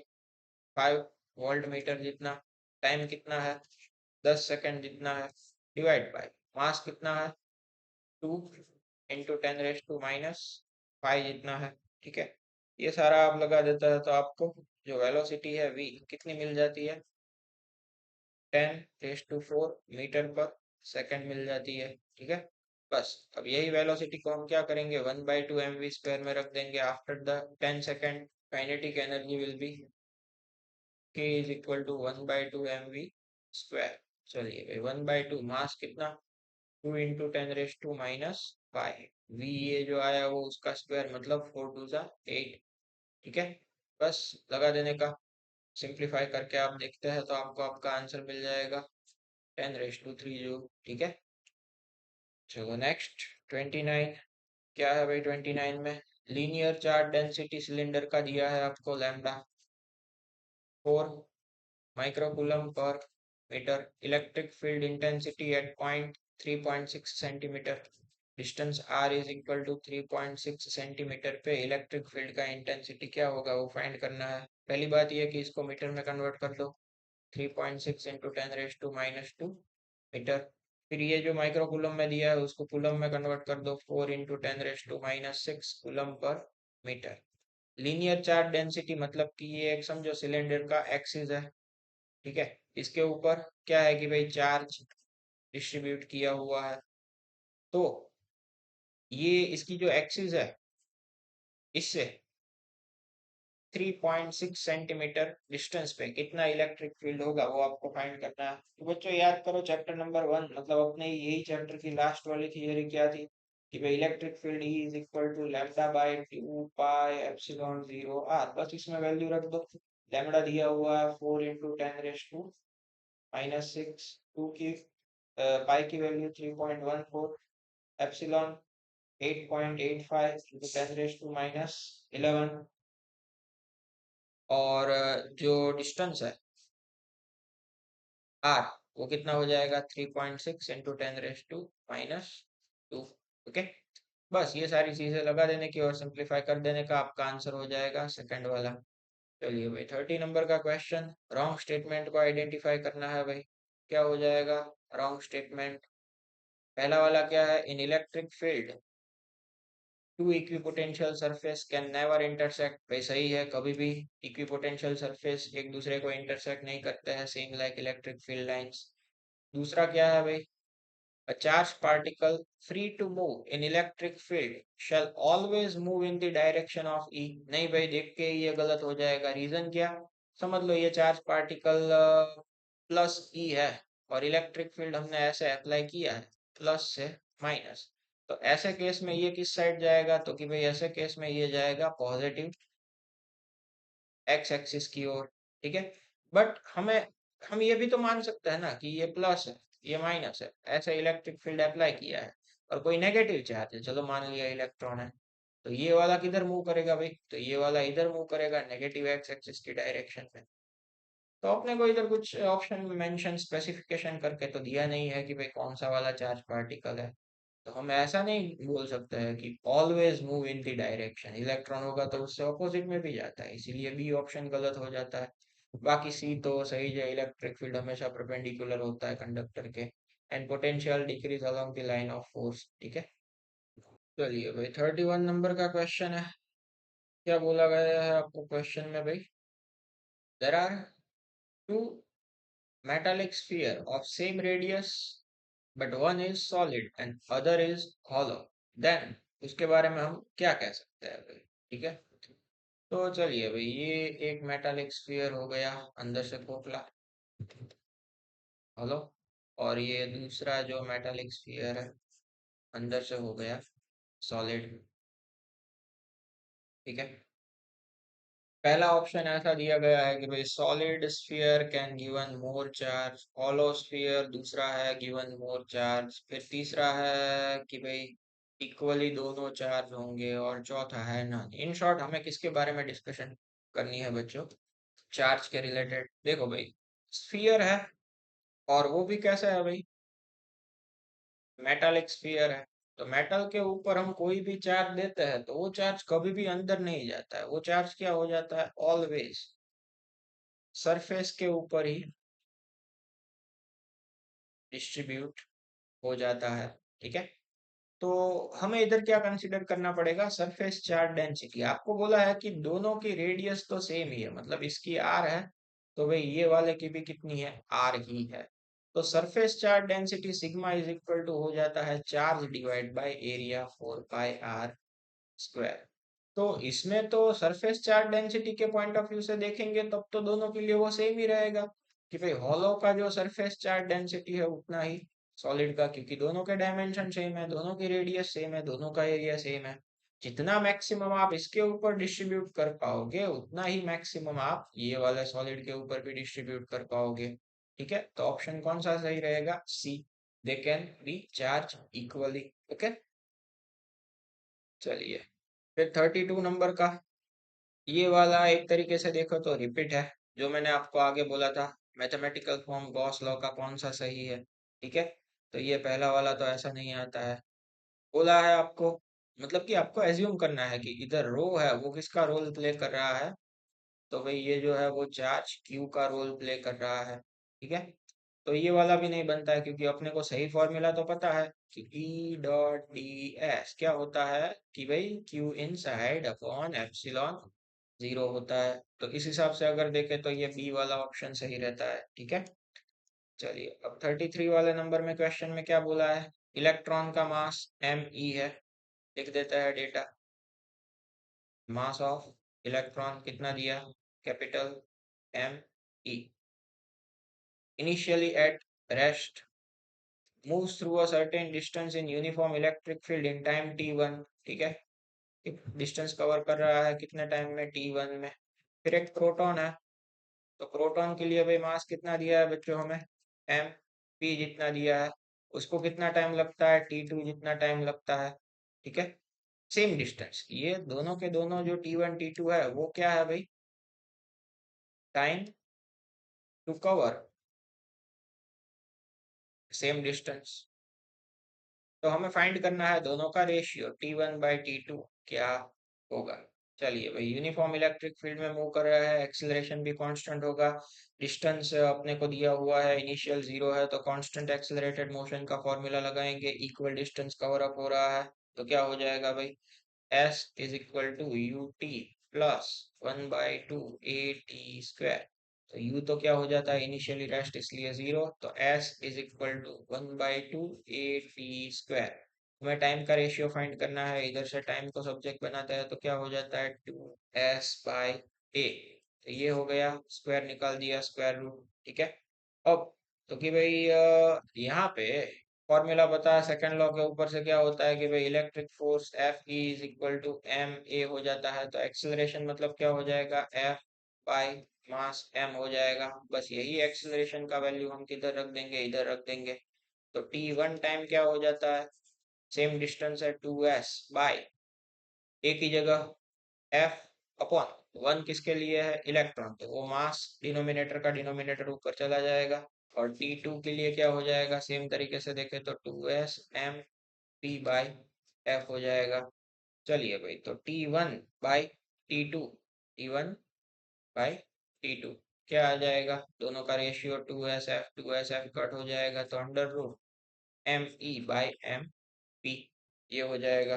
ठीक है, तो इस हिसाब से अगर आप देखते हैं तो कौन सा ऑप्शन आपका बन जाएगा, ये वाला सी ऑप्शन बन जाएगा। थोड़ा इधर कट हुआ है बट फिर भी मैं आपको बताता हूँ, M E upon M P. Okay, चलिए तो 35 नंबर का क्वेश्चन क्या दिया हुआ है, फिल लाइन के रिलेटेड है भाई। Metallic solid sphere is placed in uniform electric field, the line of force follows the path. चार आपको फील्ड लाइंस दी है, कौन सी फील्ड लाइन सही तरीके से रिप्रेजेंट की गई है। पहली बात तो ये है कि भाई सेकंड और थर्ड नंबर तो ऐसे ही कैंसिल हो जाएगा क्योंकि कंडक्टर के अंदर इलेक्ट्रिक फील्ड क्या होता है, जीरो होता है, तो ये तो आ ही नहीं सकती है।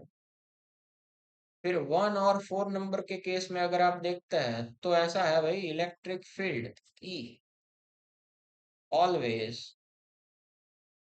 परपेंडिकुलर टू दी सरफेस होता है। ठीक है, मतलब ये सरफेस के साथ 90 डिग्री बनाता है भाई। ओके, जबकि यहाँ पे पहले नंबर की लाइन है, कोई भी एंगल से ऐसे 90 डिग्री नहीं बन रहा। तो सही कौन सा हो जाएगा भाई? फोर्थ नंबर का फील्ड लाइन रिप्रेजेंट करेक्ट होगा। चलिए next. Gauss theorem is not incorrect, मतलब करेक्ट। नॉट इनकरेक्ट का मतलब क्या? करेक्ट। ठीक है। तो पहला है it can be derived by using Coulomb's law. सही है भाई, करेक्ट। दूसरा है it is valid for conservative field obeys inverse square root law. एक खाली इधर रूट निकाल देना, स्क्वायर लॉ। ठीक है। तो ये भी कूलम लॉ के हिसाब से मैच हो जाता है, तो ये भी सही है। Gauss theorem is not applicable in gravitation, ये गलत है भाई। ग्रेविटेशन के केस में भी गॉस लॉ एप्लीकेबल तो होता ही है, बट ये भले अपने सिलेबस में ना दिया हो। ग्रेविटेशनल फ्लक्स आप गॉस लॉ के ऊपर से फाइंड कर सकते हो। ठीक है। तो इस हिसाब से अपने कौन सा ऑप्शन बन जाएंगे? नॉट इनकरेक्ट मतलब करेक्ट के हिसाब से कि भाई ए और बी दोनों, अपना डी आंसर हो जाएगा। चलिए 37। क्या है भाई 37 के इसके क्वेश्चन में? In electric field given by, चलिए भाई electric field E is equal to क्या दिया हुआ है? Pi I cap 4 J cap plus 9 K cap. Electric flux through a surface area A 20 unit lying in YZ plane. Surface area YZ plane में बच्चों समझ लो, ये एक्स एक्सिस है, ये जेड एक्सिस है, और ये ऐसे वाई एक्सिस है। ठीक है। तो अपना जो सरफेस एरिया 20 यूनिट जितना दिया है वो ऐसे YZ प्लेन में है, ये ऐसे। तो एरिया भी वेक्टर क्वांटिटी है, उसका जो एरिया वेक्टर होगा वो सरफेस के परपेंडिकुलर होगा। ठीक है। तो इस हिसाब से अगर आप देखते हैं तो ये जो सरफेस है वाई जेड प्लेन में, उसका एरिया वेक्टर उसके परपेंडिकुलर मतलब कहाँ पे आएगा भाई? तो वो आएगा ऐसे एक्स एक्सिस की डायरेक्शन में, अलोंग दी एक्स एक्सिस। और ये जो इलेक्ट्रिक फील्ड है उसके तीन कंपोनेंट दिए हैं, उसमें से कौन से दो जीरो हो जाएंगे? जे और के जीरो हो जाएंगे। इस कंडीशन के रिलेटेड इफेक्टिव कंपोनेंट कौन सा होगा? फाई आई कैप वाला होगा। मतलब फ्लक्स के केस में हमें पता है flux phi is equal to E A. E के केस की अगर आप बात करते हैं वैल्यू रखिए कि भाई phi I cap plus 4 J cap plus 9 K cap dot A, कितना? 20 unit in the direction of I cap. तो जे डॉट आई जीरो हो जाएगा, के डॉट आई जीरो हो जाएगा, five into five I, I dot I one हो जाएगा। तो 5 इंटू 20 कितना आंसर आएगा अपना? 100 यूनिट जितना आंसर आ जाएगा। चलो नेक्स्ट। क्या पूछा है भाई अपने को? Three infinitely long charge sheet are placed shown in diagram electric field at point P. ये पी पॉइंट के पास इलेक्ट्रिक फील्ड हमें फाइंड करना है। तो इस प्लेट को नंबर दे देता है 1, इसको दे देता है 2, इसको दे देता है 3। ये इनफाइनाइटली लॉन्ग चार्ज शीट है, इसके लिए आपको लास्ट लास्ट चैप्टर नंबर 1 की थियरी याद होनी चाहिए। ठीक है। क्या? कि भाई इनफाइनाइटली लॉन्ग चार्ज शीट की वजह से इलेक्ट्रिक फील्ड का फॉर्मूला क्या था? तो कि भाई electric field E is equal to sigma by 2 epsilon 0, ऐसा फॉर्मूला था। ठीक है। और दूसरा कंसेप्ट आपको ये याद होना चाहिए कि पॉजिटिव की फील्ड लाइंस उससे दूर जाती है रेडियली आउटवर्ड, और नेगेटिव की फील्ड लाइंस रेडियली इनवर्ड मतलब उसके नजदीक आती है।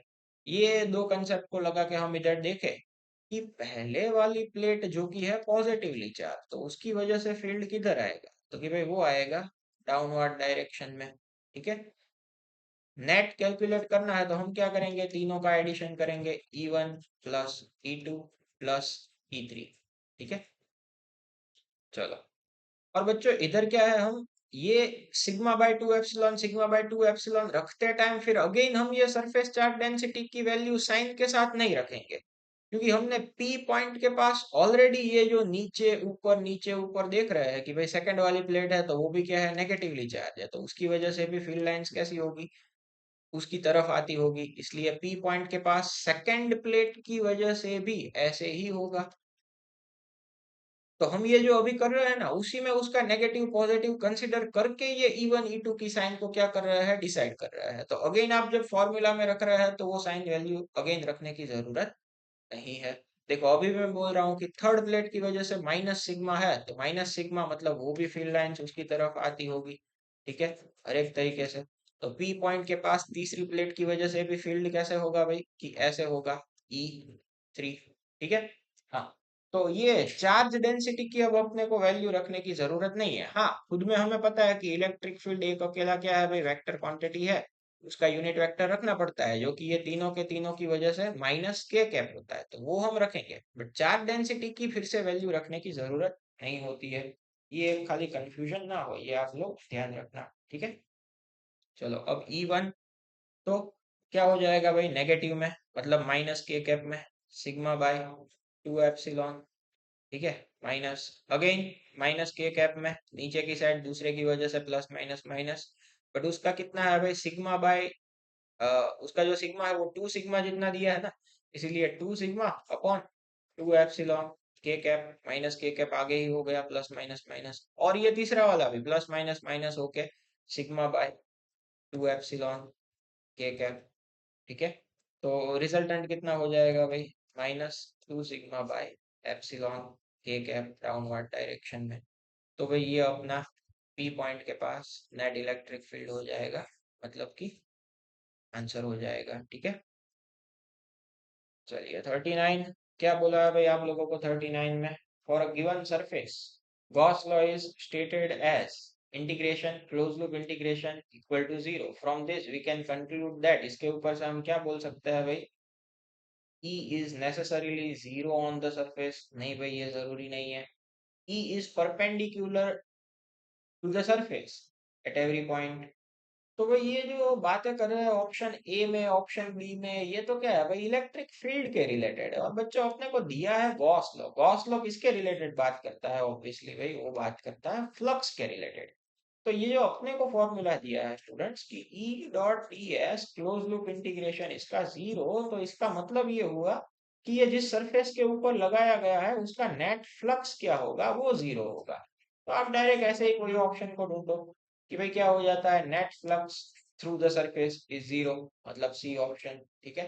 The flux is only going out of the surface, जरूरी नहीं है भाई ऐसा, तो अगर खाली अकेला ही गोइंग आउट होता, अंदर कुछ आ ही ना रहा होता, तो ये 0 होता ही नहीं, नेटफ्लिक्स कुछ मिलता।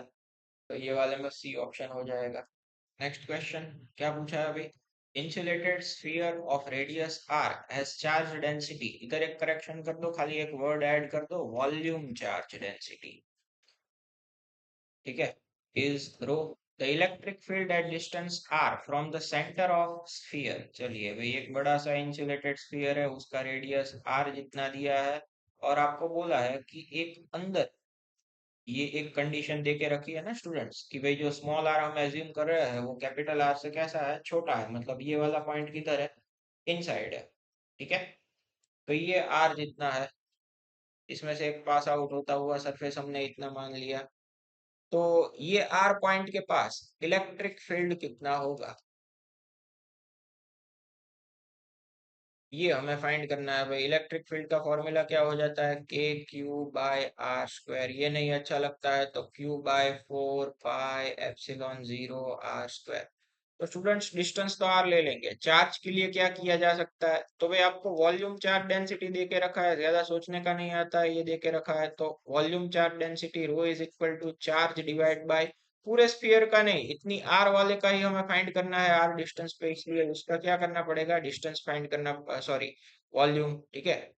4/3 पाई आर क्यू, तो चार्ज क्यू कितना हो जाएगा, rho into 4/3 pi R cube. बस ये चार्ज की वैल्यू को इधर रख दो, electric field E is equal to rho 4 pi R cube, वो 3 नीचे चला गया, multiply by 4 pi epsilon 0 R square. चलो 4 पाई कट, यहाँ से आर स्क्वायर, और ये एक आर ऊपर बचा, क्या आया आंसर, तो कि भाई रो आर अपॉन 3 एप्सिलॉन 0 इतना इलेक्ट्रिक फील्ड होगा। ठीक है। इस हिसाब से आंसर बन जाता है ऑप्शन ए।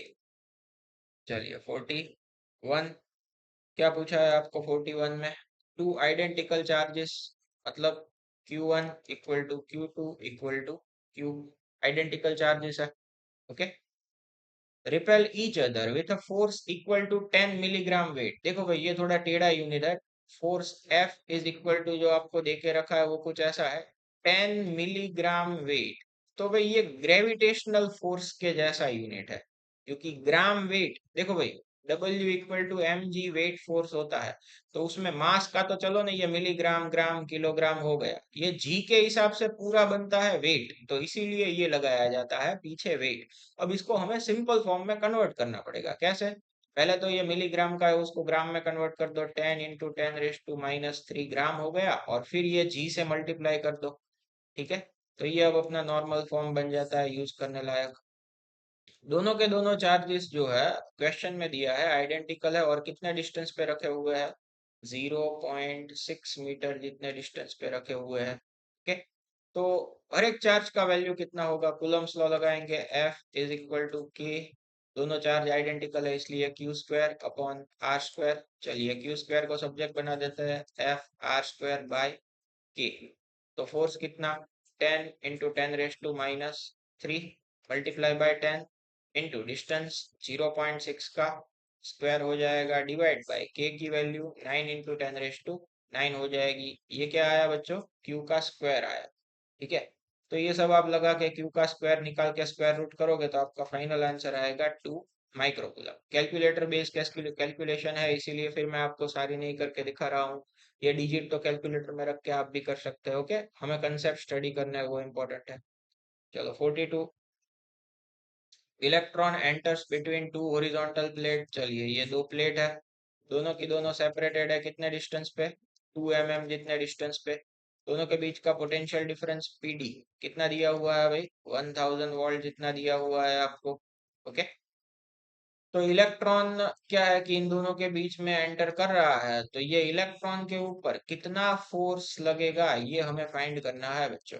ठीक है, अब भाई ये पैरेलल प्लेट है तो ऑब्वियसली पोटेंशियल डिफरेंस है, तो एक नेगेटिव होगा और एक पॉजिटिव होगा, पॉजिटिव से नेगेटिव क्या एग्जिस्ट कर रहा होगा, इलेक्ट्रिक फील्ड ई। अब हमें पता है कि भाई इलेक्ट्रॉन जब इलेक्ट्रिक फील्ड ई के अंदर मोशन करता है तो उसके ऊपर फोर्स लगता है, कैसा, क्यू ई। थोड़ा आपको इधर सेकंड चैप्टर पता होना चाहिए कि भाई potential difference V is equal to E D होता है, ये वाला फॉर्मूला। क्योंकि इधर अपने को डायरेक्ट इलेक्ट्रिक फील्ड फाइंड कर सके ऐसा नहीं है, जो डेटा दिया है वो कौन से फॉर्म में है, पोटेंशियल डिफरेंस और डिस्टेंस बिटवीन प्लेट्स के फॉर्म में है। तो बस अब बात सिंपल हो गई, आपको क्या फाइंड करना है, फोर्स फाइंड करना है, क्यू। ई की जगह आप इधर से क्या रख सकते हो, ई को सब्जेक्ट बनाते हैं तो V/d, इसको इधर रख देने का, तो V divide by distance d। चलो भाई इलेक्ट्रॉन की बात है इसलिए उसका चार्ज Q कितना आ जाएगा, 1.6 × 10⁻⁻19 मैग्नीट्यूड का। वोल्ट कितना है, 1000 है भाई। ठीक है, डिवाइड बाय डिस्टेंस d कितना है, 2 mm, वो कन्वर्ट कर दो मीटर में -3 करके। ठीक है, ये सारा आप लगा लेते हो तो आपका आंसर आ जाता है F is equal to 8 × 10⁻⁻14 newton, calculator से। ठीक है, चलिए भाई 43, क्या पूछा, hollow metallic sphere of radius 10 centimetre. चलो ये भाई स्फीयर हो गया, इसका रेडियस कितना है, 10 सेंटीमीटर। अंदर से कैसा है, एकदम खोखला है। ठीक है, हॉलो। चार्ज 3.2 इंटू -9 कूलम, उसको चार्ज दिया है कितना, चार्ज कर दिया 3.2 इंटू 10⁻⁻9 कूलम से।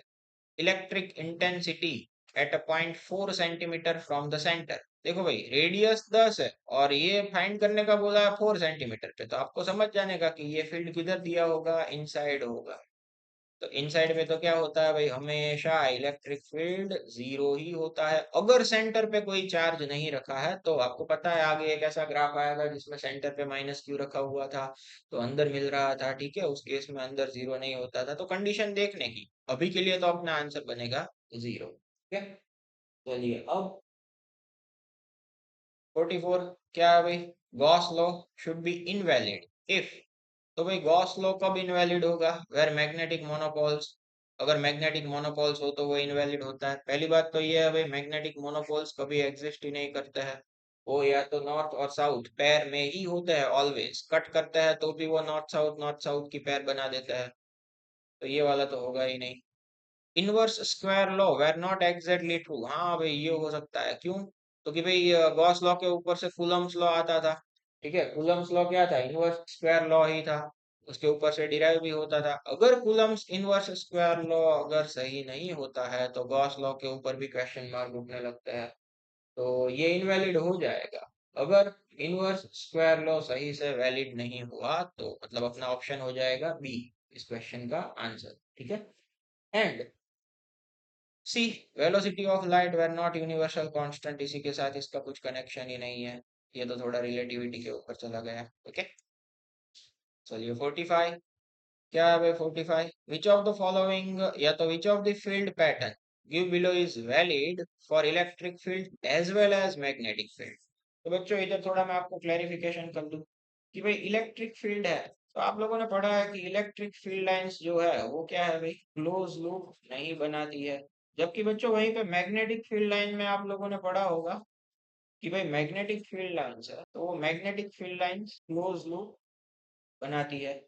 और एक बात इधर मैं आपको बता दूं, ऐसे देखोगे तो कोई भी ऑप्शन आंसर में नहीं आएगा। एक इलेक्ट्रिक फील्ड और आता है जिसको बोला जाता है भाई इंड्यूस्ड इलेक्ट्रिक फील्ड। क्या बोला जाता है? जब बात आती है ये इंड्यूस्ड इलेक्ट्रिक फील्ड की, तो उसकी फील्ड लाइंस क्लोज लूप बनाती है। ये कौन से चैप्टर में आता है? इलेक्ट्रोमैग्नेटिक इंडक्शन चैप्टर में, जहाँ पे मैग्नेटिक फील्ड को अगर आप क्या करते हो, वेरी करते हो, तो चेंज होता हुआ मैग्नेटिक फील्ड जनरेट करता है इलेक्ट्रिक फील्ड को, वो फील्ड को बोला जाता है इंड्यूस्ड इलेक्ट्रिक फील्ड। और ये induced electric field non conservative होता है, ठीक है, और उसकी फील्ड लाइंस क्लोज लूप बनाती है। तो इस हिसाब से देखते हैं तो अपना सही से ऑप्शन बन जाएगा ये सी वाला, क्योंकि ये इंड्यूस्ड इलेक्ट्रिक फील्ड के लिए भी एप्लीकेबल होगा, साथ ही साथ यही वाला मैग्नेटिक फील्ड के लिए भी एप्लीकेबल होगा। बच्चों हमें क्वेश्चन में बोला तो नहीं है इलेक्ट्रिक फील्ड कौन सा, इसलिए हम तो ये कंसिडर कर ही सकते हैं।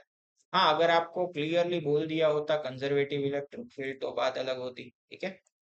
चलो नेक्स्ट, इसीलिए ये क्वेश्चन इंपॉर्टेंट था। 46, क्या पूछा है भाई क्वेश्चन में? Electric charge is uniformly distributed along straight line wire of radius 1 mm। चलो भाई, ये एक रेडियस 1 mm जितना पतला वायर है। Charge per centimetre length of wire is Q coulomb, मतलब आपको लीनियर चार्ज डेंसिटी का डेटा दे दिया है। Linear charge density lambda is equal to Q coulomb per centimetre. Another cylindrical surface of radius 50 centimeter, length 1 meter symmetrically encloses the wire। मतलब एक दूसरी ऐसी सिलेंड्रिकल सरफेस जिसका रेडियस इससे मानो तो कितना है, 50 सेंटीमीटर है, और उसकी जो लेंथ है वो कितनी है भाई, एज पर क्वेश्चन डेटा वो है 1 मीटर जितनी, जो ये अंदर वाले सिलेंडर को कवर अप कर दे रहा है। तो इसके अंदर से पास आउट होता हुआ टोटल फ्लक्स फाई कितना होगा, ये अपने को फाइंड करना है। तो भाई फ्लक्स के लिए क्या किया जा सकता है, Gauss law, Q by epsilon. अब हमें फाइंड करना पड़ेगा चार्ज क्यू कितना है, ठीक है। लीनियर चार्ज डिस्ट्रीब्यूशन है, तो इसके अंदर कितना चार्ज एनक्लोज हो रहा है वो हम कैसे फाइंड करेंगे? तो भाई अपने पास आइडिया है कि linear charge density lambda is equal to Q by length L. चलो भाई, लैम्बडा आपने को दिया है, थोड़ा ध्यान रखने का इधर, लैम्बडा जो दिया है ना स्टूडेंट्स, ये सेंटीमीटर में दिया है, और अपने को ये जो लेंथ दी है ना वो मीटर में दी है। या तो आप इसको सेंटीमीटर में कन्वर्ट कर दो, या तो ये लैम्बडा को सेंटीमीटर में से मीटर में कन्वर्ट करो, तब जाके यूनिफॉर्म पैटर्न रहेगा। अभी आंसर के हिसाब से मैं अभी के लिए इसको मीटर में से सेंटीमीटर में कन्वर्ट कर देता हूँ। तो lambda is equal to Q by क्या हो जाएगा, 100 सेंटीमीटर। तो Q इज इक्वल टू, ये इधर चला जाएगा, लैम्डा की वैल्यू अपने को देखे रखी है Q जितनी, कूलम पर सेंटीमीटर बोला है ना, ठीक है। अब ये Q की वैल्यू को आप इधर रख दो 100 Q बाय एप्सिलॉन, तो अपना ऑप्शन बच जाएगा सेकंड, ठीक है। चलो नेक्स्ट, 47 नंबर का रिपीट है भाई, आगे आप लोग देख लेना। मैंने जो आगे स्फीयर वाला बोला था कि सेंटर के ऊपर भी चार्ज रखा है, ठीक है, प्लस क्यू जितना, और स्फीयर को भी माइनस क्यू जितना दिया है, तो इलेक्ट्रिएशन का ग्राफ कौन सा बनेगा, ये वाला आंसर होगा। पूरा मैंने डिटेल में समझाया, ठीक है बच्चों। चलो अब नेक्स्ट 48, 48 नंबर का थोड़ा सा समझना पड़ेगा। देखो, electric strength of air is 2 × 10⁻⁷, मतलब एक तरीके से इलेक्ट्रिक फील्ड दिया है हमें 2 × 10⁻⁷ Newton per coulomb. Maximum charge that a metallic sphere of diameter 6 mm, ये एक स्फीयर है जिसका डायामीटर है 6 mm, इसके ऊपर कितना मैक्सिमम चार्ज किया जा सकता है, या तो ये कितना मैक्सिमम चार्ज होल्ड कर सकता है। देखो बच्चों, ये डाइलेक्ट्रिक या तो इलेक्ट्रिक स्ट्रेंथ दिया है, हवा का है, मतलब हवा इतने मैग्नीट्यूड तक का इलेक्ट्रिक फील्ड अगर है तब तक वो झेल सकती है। बाकी आप समझो ऐसा कोई स्फीयर है, आसपास क्या है भाई, हवा है, आपने इससे भी ज्यादा मतलब 2 × 10⁻⁷ न्यूटन पर कूलम्ब से भी ज्यादा का चार्ज इसके ऊपर डाल दिया है, तो ये क्या हो जाएगा भाई, एक तरीके से स्पार्क होगा, या तो एक प्रोसेस है जिसको बोला जाता है कोरोना डिस्चार्ज, जिससे स्पार्क होने का ना ऐसा खतरा ज्यादा होता है, इन शॉर्ट चार्ज लीक होने लगता है। एक तरीके से देखो तो ये जो आपको वैल्यू दी है ना 2 × 10⁻⁷, इसका 10% जितना ही हम यूटिलाइजेशन करते हैं। ठीक है, समझ में आ रही है ये बात, मतलब भले अपने को ये दी है पर हम इसका कितना कंसिडर करेंगे, 10% को मिला के रखते हैं तो इसका वैल्यू आ जाता है 2 × 10⁻⁶ न्यूटन पर कूलम, हम यही कंसिडर करेंगे, क्योंकि इतने पे तो क्या होने लगता है, स्पार्क होने लगता है, कोरोना डिस्चार्ज होने लगता है, इसीलिए। तो अब अपने को बोला है कि भाई कितना चार्ज मैक्सिमम होल्ड कर पाएगा, बात तो सिंपल है क्वेश्चन की, बट यही चीज आपको समझने की थी, जो डी है वो डायरेक्ट नहीं ले लेने का है इलेक्ट्रिक फील्ड, ये आपको समझने का है कि मैक्सिमम डाइलेक्ट्रिक स्ट्रेंथ, मतलब कि इलेक्ट्रिक स्ट्रेंथ 2 × 10⁻⁷ है, और उसका 10% यूटिलाइजेशन ही करना होता है, इसीलिए ये क्वेश्चन हमने किया।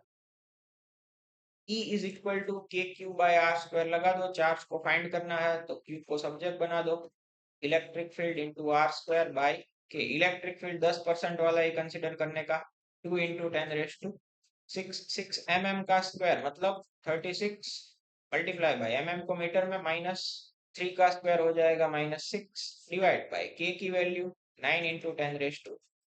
अब तो सारा आपको लगा देने का, आप लगा दोगे तो आपका आंसर आ जाएगा NC मतलब 2 नैनो कूलम। ओके, बहुत सारे ऑनलाइन सोर्सेज में, बहुत सारे मटेरियल में शायद 20 नैनो कूलम भी दिया गया होता है, बट ये चीज इसमें ध्यान में रखने की, ये 100% सही है, पूरा का पूरा लगा देता है तो स्पार्क, कोरोना डिस्चार्ज ऐसी सारी चीजें होने लगती है, इसके लिए उसका 10% ही लगाना होता है। ठीक है, चलो भाई, तो 49, wrong statement about the electric line of force.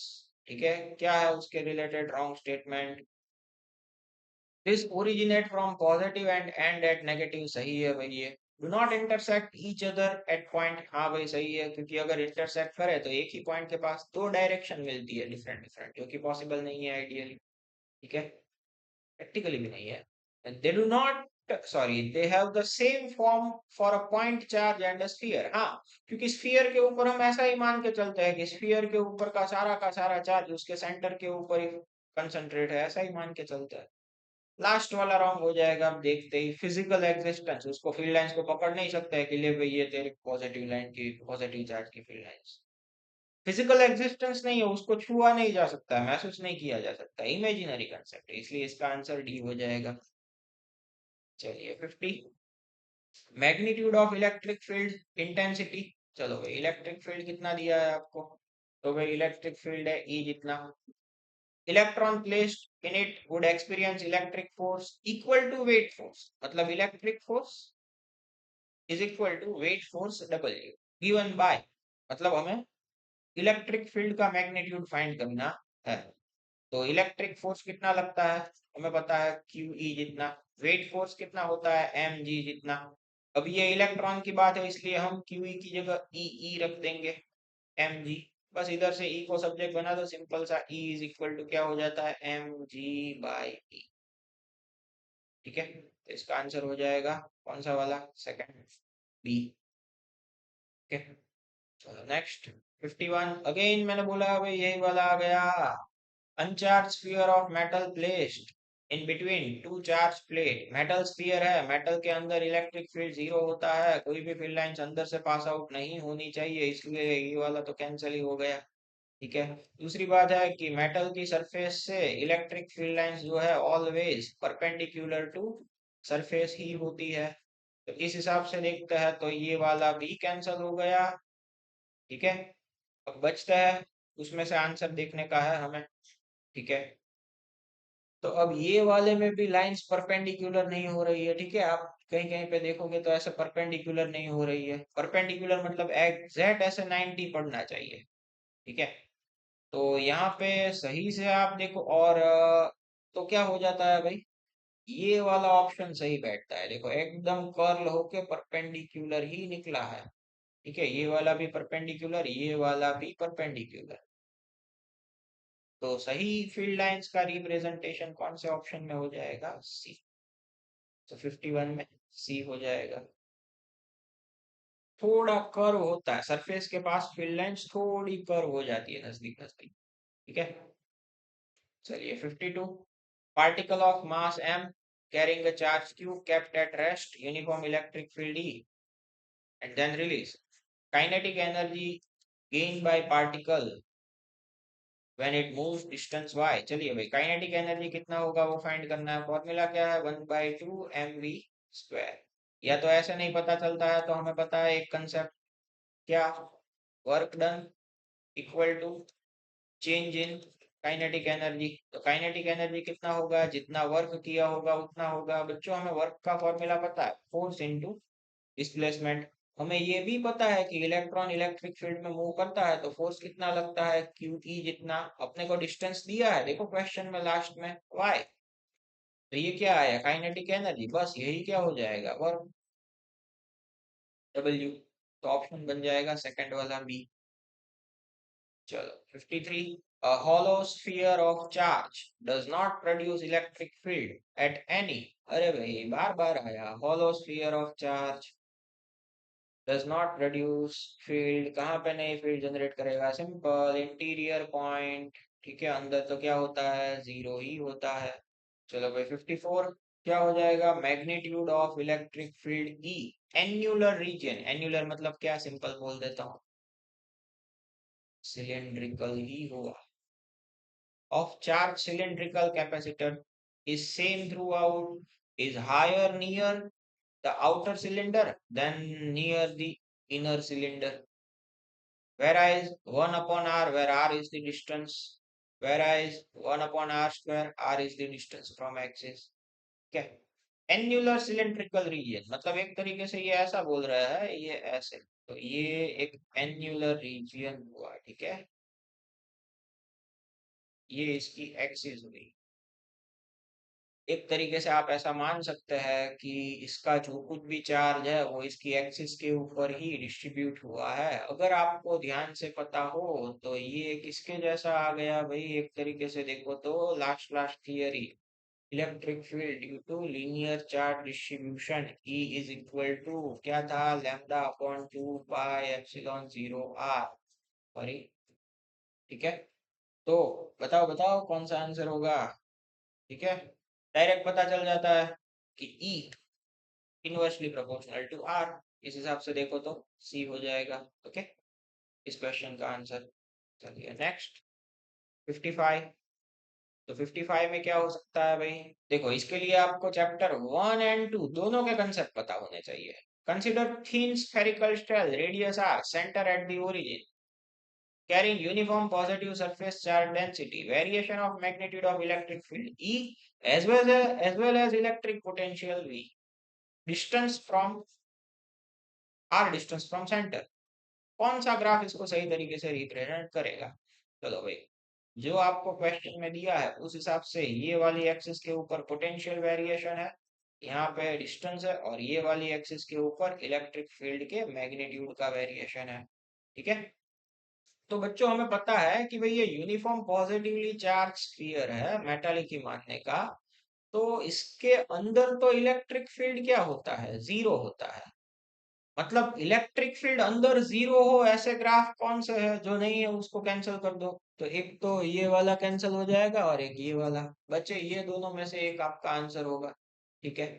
तो उसमें से कौन सा कह सकते हैं हम, तो इलेक्ट्रिक फील्ड का तो पता है कि अंदर जीरो होता है। अब मैं आपको, अगर ये चैप्टर आप वीडियो तभी देख रहे हैं जब चैप्टर 2 आपका रन नहीं हुआ है, इनिशियल स्टेज है, तो मैं बता देता हूँ कि भाई इलेक्ट्रिक पोटेंशियल की जब बात आती है, electric potential inside the sphere, metallic sphere बोल दो, E is same as the potential on the surface of sphere।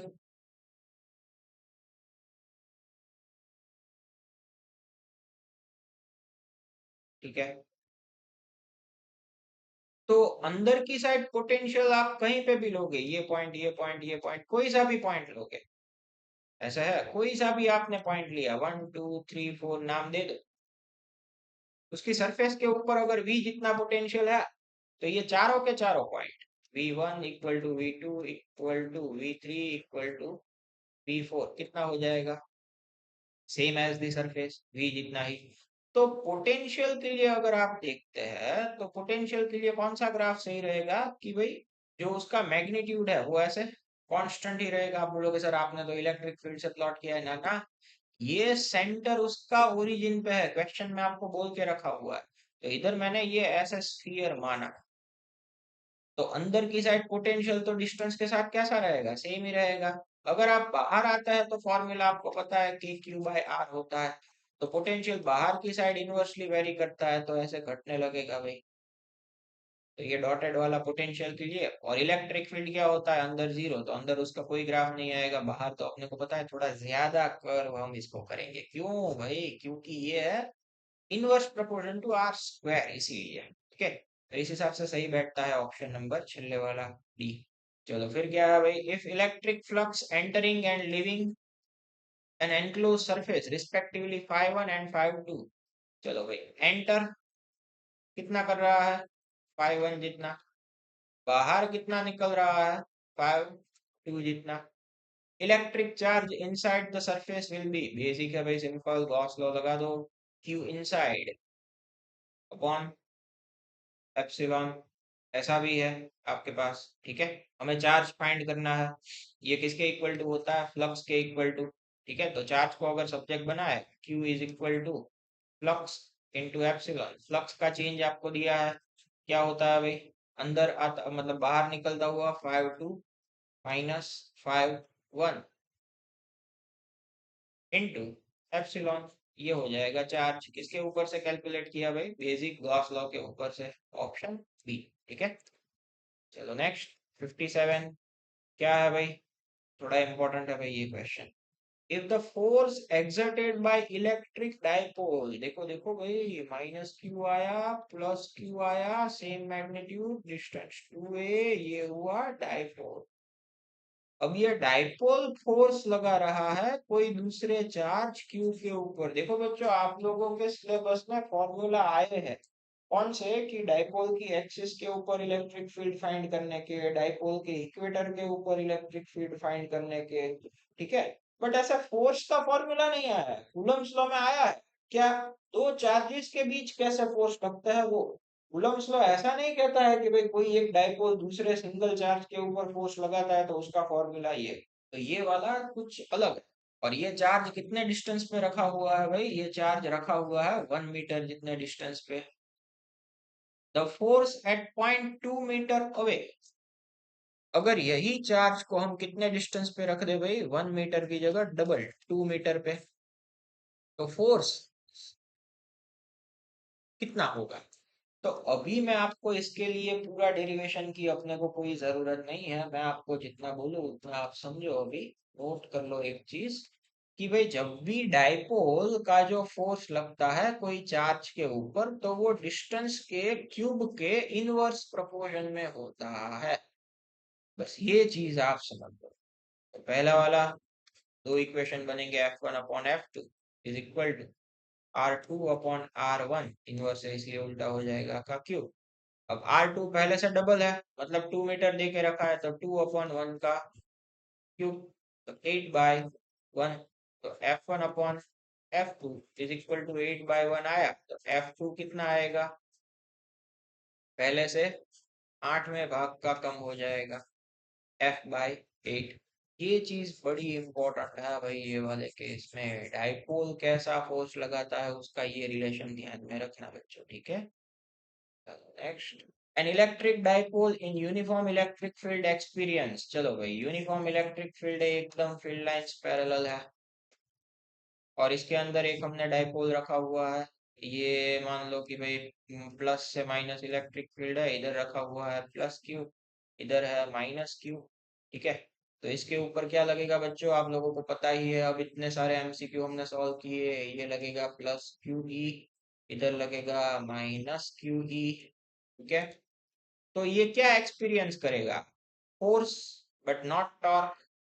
पहला ऑप्शन है फोर्स एंड टॉर्क बोथ, दूसरा है फोर्स करेगा टॉर्क नहीं, तीसरा है टॉर्क करेगा फोर्स नहीं, और चौथा है कुछ नहीं। तो भाई देखो, नेट फोर्स तो ये केस में जीरो हो जाता है, क्योंकि इलेक्ट्रिक फील्ड यूनिफॉर्म है, इधर जितना इलेक्ट्रिक फील्ड का वैल्यू होगा उतना ही वैल्यू इधर होगा। बट टॉर्क जो है, नेट टॉर्क, वो जीरो नहीं होता, क्योंकि टॉर्क जीरो होने के लिए दोनों फोर्स की line of action same point से पास आउट होनी चाहिए। ये पहले वाले फोर्स की लाइन ऑफ एक्शन है, ये दूसरे वाले की है, जो कि अभी डिफरेंट डिफरेंट पॉइंट से पास आउट हो रही है, इसीलिए टॉर्क जीरो नहीं होता है। ओके, तो ये वाले का बन जाएगा आंसर सी। टॉर्क एक्सपीरियंस करेगा बट फोर्स एक्सपीरियंस नहीं। तो ये वाले क्वेश्चन में बोला है कि भाई 1 माइक्रोकूलम एक चार्ज है, दूसरा वाला है -1 माइक्रोकूलम। ठीक है, दोनों के बीच का डिस्टेंस आपको बोल के रखा हुआ है, कितना है? 100 एंगस्ट्रॉम है।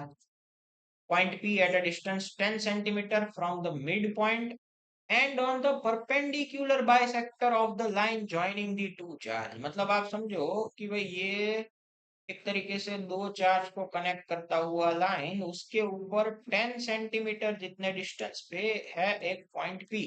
तो ये जो पॉइंट हुआ वो कहाँ पे हुआ भाई? एक तरीके से देखो तो इक्वेटर पे हुआ। तो ये पॉइंट P के पास इलेक्ट्रिक फील्ड कितना होगा वो हमें फाइंड करना है। तो बच्चों, अगर आपको पता है कि इलेक्ट्रिक फील्ड एट इक्वेटर का फॉर्मूला क्या होता था, Kp अपॉन आर क्यूब, बस ये फॉर्मूला में डायरेक्ट वैल्यू ही रखने की है। P की वैल्यू आपको फाइंड कर लेने की, K क्या होता है? 9 × 10⁻⁹। इन शॉर्ट, डाइपोल की इक्वेटर के ऊपर आपको इलेक्ट्रिक फील्ड फाइंड करने के फॉर्मूला का एप्लीकेशन पूछा है। 9 × 10⁹। फिर P, P मतलब क्या होता है भाई? 2a × Q। 2a मतलब डाइपोल का लेंथ, डाइपोल का लेंथ दिया है 100 एंगस्ट्रॉम, तो 100 एंगस्ट्रॉम मतलब क्या हो जाता है? × 10⁻⁻10 मीटर। ठीक है, और आर क्यूब कितने डिस्टेंस पे है? 10। ठीक है, उसको भी आप मीटर में कन्वर्ट कर दो तो वो हो जाता है माइनस, मतलब 10⁻⁻1। चलिए भाई, ये एक तरीके से देखो तो हो जाएगा 10⁻⁻8 मीटर। ठीक है, आर की वैल्यू हो जाएगी 10⁻⁻1 मीटर, इसको इसमें रख दो, पी -8, और साथ में चार्ज 1 माइक्रोकूलम, तो 10⁻⁻6 कूलम होता है ना, 2a × Q। इधर मैं आपको गलती हुई मेरी, ये 6 कनेक्ट रखना भूल गया का चार्ज का वैल्यू। ठीक है, हाँ, तो अब मिला के जो आता है वो डाइपोल मोमेंट होता है। आप समझो ना, इसको ही आप रखो ना, इसको भी ध्यान रखना, गलती है मेरी। ठीक है, मैंने आपको करेक्ट करके बता दिया है।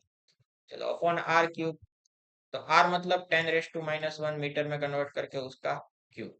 ये सारा आप लगा देते हो, आपका आंसर मिल जाएगा आपको 0.09 न्यूटन पर कूलम। ओके, चलिए next. Flux coming out from unit positive charge enclosed in air. हवा के अंदर रखा हुआ है unit positive charge, Q is equal to +1 coulomb. तो फ्लक्स कितना होगा? Flux phi is equal to क्या होता है? Q upon epsilon 0। चलो भाई, Q इनसाइड कितना हो जाएगा? क्वेश्चन में ही दिया है 1 अपॉन एप्सिलॉन 0। तो नीचे कुछ नहीं है तो क्या हो सकता है? खाली 1 हो सकता है, यही ऊपर आ जाए तो एप्सिलॉन -1 ऑप्शन बन जाएगा बी। ठीक है, चलिए भाई, तो इसी के साथ अपना चैप्टर नंबर 1 का ये एमसीक्यू सॉल्यूशन का लेक्चर सीरीज खत्म होता है। अब आएगा चैप्टर नंबर 2 का। आशा करते हैं आप सभी लोगों को समझ में आया होगा। कोई भी डाउट रहता है, कुछ भी क्वेश्चन क्वेरीज रहती है, पता नहीं चल रहा है नीट जी की प्रिपरेशन कैसे करें, लगाओ भाई ये कॉल, आपके बड़े भैया ही बात कर रहे हैं, ऐसा ही समझ लो भाई। ठीक है, आप चाहे मेरे पास पढ़े हो ना पढ़े हो, कोई जरूरत नहीं है भाई घबराने की। आप आओ, बैठो, हम लोग बात करेंगे, सोचेंगे, रास्ता निकालेंगे, आपको आगे बढ़ा के ही रहेंगे। ठीक है, चलिए भाई, मिलते हैं चैप्टर नंबर 2 में।